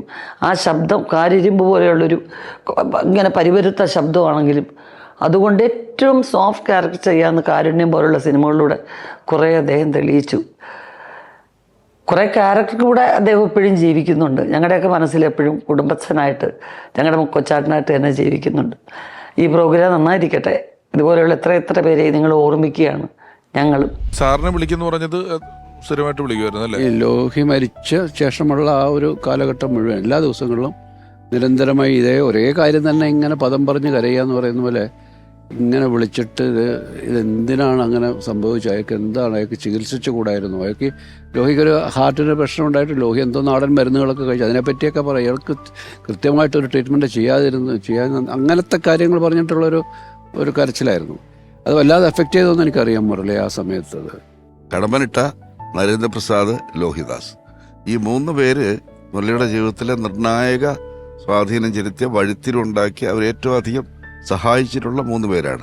ആ 3 പേരും അടുത്തടുത്ത് മരിച്ചു പോയപ്പോഴാണ് മുരളി ഭയങ്കരമായിട്ട് തകർന്നു പോയത്. മുരളിക്ക് അതുപോലെ തന്നെ എന്നോടൊരു ചെറിയ പരിഭവം കുറച്ച് കാലത്തെങ്കിലും ഉണ്ടാകാനൊരു കാരണം നേരിട്ടല്ല, പുള്ളിയുടെ ഒരു ആഗ്രഹത്തിന് ഞാൻ കൂടെ നിന്നില്ല എന്നുള്ളതാണ്. അതായത് ലോഹി എൻ്റെ അടുത്ത് ആദ്യമായിട്ട് വന്ന് പറയുന്ന കഥ ആധാരത്തിൻ്റെതാണ്. എന്നെ കാണാൻ വന്നപ്പോൾ പറയുന്ന ആധാരത്തിൻ്റെ കഥയാണ്. പക്ഷെ അതൊന്നും നടന്നില്ല. പിന്നീട് ഈ ആധാരം സിനിമയാക്കാമെന്നൊരു തീരുമാനം ലോഹിയും മുരളിയും കൂടെ എടുത്തു കഴിഞ്ഞപ്പോൾ അവർക്കാർക്കും സംശയമില്ല, ഞാൻ തന്നെയാണ് ചെയ്യേണ്ടതെന്നുള്ള 2 പേർക്കും തീരുമാനമുണ്ട്. അപ്പോൾ അവർ അതുമായിട്ട് എൻ്റെ അടുത്തേക്ക് വരുമ്പോൾ ഞാൻ 2 സിനിമകൾ ഒരേ സമയത്ത് ചെയ്തുകൊണ്ടിരിക്കുകയാണ്. സാന്ത്വനവും സദയവും ഓരോ ഷെഡ്യൂളും ഒരിടത്തിൻ്റെ തീർത്ത്, സാന്ത്വനത്തിൻ്റെ ഒരു ഷെഡ്യൂൾ കഴിഞ്ഞ് സദയത്തിൻ്റെ ഒരു ഷെഡ്യൂൾ ചെയ്തു, പിന്നെ സാന്ത്വനം ചെയ്തു, പിന്നെ സദയം ചെയ്തു, അങ്ങനെ ചെയ്തുകൊണ്ടിരിക്കുക. അപ്പം അത് കഴിഞ്ഞാൽ ഇമ്മീഡിയറ്റ് ആയിട്ട് കമലതളം തുടങ്ങണം. അത്രയും ടൈറ്റായിട്ട് നിൽക്കുന്ന സമയത്ത് ഇവിടെ ഞാൻ സാന്ത്വനം ഷൂട്ട് ചെയ്യുന്ന ആലുവ പാലസിൽ വന്ന് താമസമായി. കൈതപ്പുറം ഉണ്ട്, ഉണ്ണിയുണ്ട് ഇവരുടെ കൂടെ. അവരവിടെ താമസിച്ച് വന്നിട്ട് എന്നെക്കൊണ്ട് ഈ സിനിമ ചെയ്യിക്കുക എന്നുള്ളതാണ്. അപ്പം എനിക്കൊരു നിവൃത്തിയില്ല, കാരണം എനിക്ക് വേറെ സിനിമ അതിനിടയ്ക്ക് കയറ്റാൻ പറ്റാത്ത രീതിയിൽ ടൈറ്റ്. അപ്പം ഞാൻ 4 ദിവസം അവിടെ താമസിച്ചു. ഞാൻ ഇവരുടെ എല്ലാ സമ്മർദ്ദങ്ങളെയും അതിജീവിക്കാൻ വേണ്ടി പുതിയ ആൾക്കാരെ സജസ്റ്റ് ചെയ്ത് ആ സമയത്ത് വന്ന 2-3 ഡയറക്ടർമാരെ സജസ്റ്റ് ചെയ്തിട്ട് അവർക്ക് ആർക്കും ഇവർക്ക് താല്പര്യമില്ല. മുരളി പറഞ്ഞ് സിബി ചെയ്താൽ മതി, ഇല്ലെങ്കിൽ ഇല്ല എന്നൊക്കെ പറഞ്ഞു നിൽക്കുക. ഞാൻ പറഞ്ഞു ഇതാണ് മുരളി എൻ്റെ അവസ്ഥ, അതിപ്പം ഞാൻ ചെയ്തു കഴിഞ്ഞാൽ ഈ കമ്മിറ്റ്മെൻ്റ് എല്ലാം പ്രശ്നമാകും. അപ്പം മുരളി അവസാനം ഞാൻ ഒരാളെ കൊണ്ട് സമ്മതിപ്പിച്ചതാണ് കിത്തു, ജോർജ് കിത്തു ആണ് അത് ചെയ്യുന്നത്.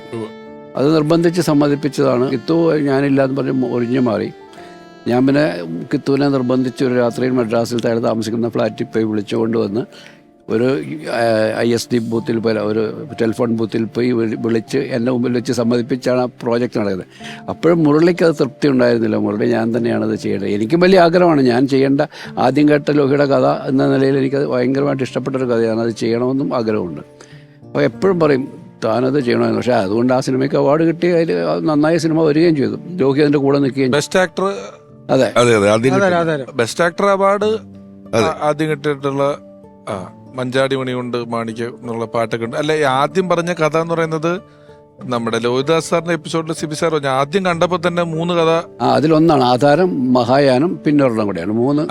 ആദ്യത്തെ കാഴ്ചയിൽ തന്നെ 3 കഥ പറഞ്ഞു എന്ന് പറഞ്ഞതിൽ ഒന്നാണ് ഇത്രയും നാളിന് ശേഷം വന്ന് ആധാരമായിട്ട് ഏറ്റവും ആദ്യം പറയുന്ന ആധാരത്തിന്റെ കഥയാണ്. ആധാരം അതിനു മുമ്പ് നാടകമായിരുന്നു. അതിനു മുമ്പ് ചെറുകഥയായിരുന്നു. അതെ, സിന്ധു ശാന്തമ്മ ഒഴുകുന്നു അല്ലേ? സിന്ധു ശാന്തമ്മ ഒഴുകുന്ന നാടകമാണ്. മറ്റത് ഏകാദശി നോറ്റ കാക്ക എന്ന് പറയുന്ന കഥയായിരുന്നു. ആ കഥയാണ് സിന്ധു ശാന്തമായി ഒഴുകുന്ന നാടകമാകുന്നത്, പ്രൊഫഷണൽ നാടകമാകുന്നത്. അതാണ് ആധാരം. അതാണ് കറങ്ങിത്തിരിഞ്ഞ് ഇങ്ങനെ കാലം കഴിഞ്ഞ് പലരുടെ ഇടയിലൂടെ അത് അവിടെ തന്നെ നിന്ന് കിടന്ന് മുളച്ച് വന്നെന്നുള്ള അവസ്ഥയിൽ പുതിയ സംവിധാനമുള്ള അവാർഡ് കിട്ടുന്ന രീതിയിൽ ആ പടം വന്നു പറയുന്നത് നല്ല സിനിമയായിരുന്നു, വളരെ നല്ല സിനിമ. പിന്നെ ആധാരം ആ സമയത്ത് ഈ ഇങ്ങനെ കുറെ വരയിട്ടിട്ട് എഴുതുന്ന അത് അവരുടെ ബാനറും ഒന്നിനകത്ത് ഒരേ വരകളുള്ള അങ്ങനത്തെ ഒരു എഴുത്തിലായിരുന്നല്ലോ എല്ലാ ഇതും വന്നത്. അതിനിടയിൽ ഈ സാന്ത്വനവും സദയവും 2 പടം ഒന്നിച്ച് ഡയറക്റ്റ് ചെയ്യായിരുന്നു ഒരേ സമയത്ത്. 2 തലത്തിൽ നിൽക്കുന്ന പടങ്ങൾ. അതിന്റെ കൂട്ടത്തില് കമലതളത്തിന്റെ പ്രീ പ്രൊഡക്ഷൻ നടക്കും. അത് കഴിഞ്ഞാൽ ഇമ്മീഡിയറ്റ് കമലതളം ചെയ്യണം.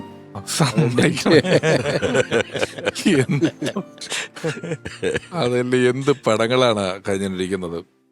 ഓർമ്മയിലെന്നും പറയുന്ന ഈ പരിപാടിയുടെ ഓരോ ലക്കങ്ങൾ അവസാനിക്കുമ്പോഴും വഴിയാത്രയിൽ അല്ലെങ്കിൽ മറ്റ് ഷൂട്ടിംഗ് സ്ഥലങ്ങളിൽ കാണുന്ന സുഹൃത്തുക്കളിൽ പലരും അല്ലെങ്കിൽ പ്രേക്ഷകരിൽ പലരും ഈ പരിപാടിയെക്കുറിച്ച് പറയുന്നുണ്ട്. പലപ്പോഴും വ്യക്തി എന്ന നിലയിലോ കലാകാരൻ എന്ന നിലയിലൊക്കെ ഉള്ള നമ്മളുടെ ജീവിതങ്ങളെ സ്വാധീനിച്ച് നമ്മളെ രസിപ്പിച്ചിട്ടുള്ള ആളുകളുടെ ഓർമ്മകളോടൊപ്പം സിനിമയുടെയും ഒരു കാലഘട്ടത്തിൻ്റെയും ഒരുപക്ഷെ നമ്മൾ അന്ന് ഈ സിനിമ മാഗസിനുകളിലൊക്കെ വായിക്കുന്ന ലൊക്കേഷൻ റിപ്പോർട്ടുകൾക്ക് അപ്പുറമുള്ള ചില അനുഭവങ്ങൾ, ആത്മബന്ധങ്ങൾ, നമ്മളിപ്പോൾ അതിനെ കഥകൾ എന്ന പേരിട്ടാണ് പറയുന്നതെങ്കിലും നമ്മൾ കേൾക്കാനും കേട്ട ശേഷം ഓർത്തിരിക്കാനും എല്ലാം ഇഷ്ടപ്പെടുന്ന കുറേ അണിയറ കാര്യങ്ങളാണ് ഓരോ എപ്പിസോഡ് കഴിയുമ്പോഴും അറിയുന്നത്. മുരളി എന്ന അതുല്യ നടന്റെ ജീവിതത്തിന്റെ നാനാവശങ്ങളിലൂടെയുമുള്ള ഒരു യാത്ര താൽക്കാലികമായിട്ട് ഇവിടെ അവസാനിപ്പിക്കുകയാണ് ആൽബം സൈനിങ്.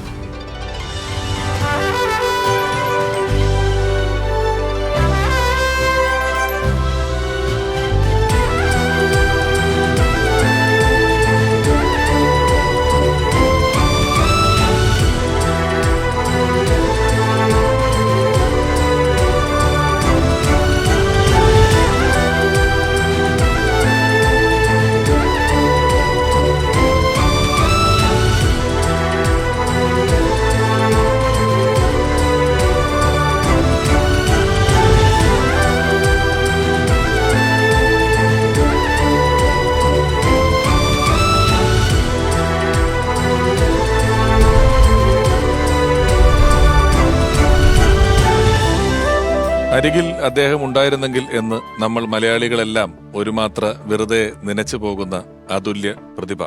മുരളി എന്ന പ്രതിഭാതനായ നടന്റെ ഓർമ്മകളുമായുള്ള ഓർമ്മയിൽ നിന്നും മുരളി എന്ന ഈ ലേഖം ഇവിടെ അവസാനിക്കുന്നു.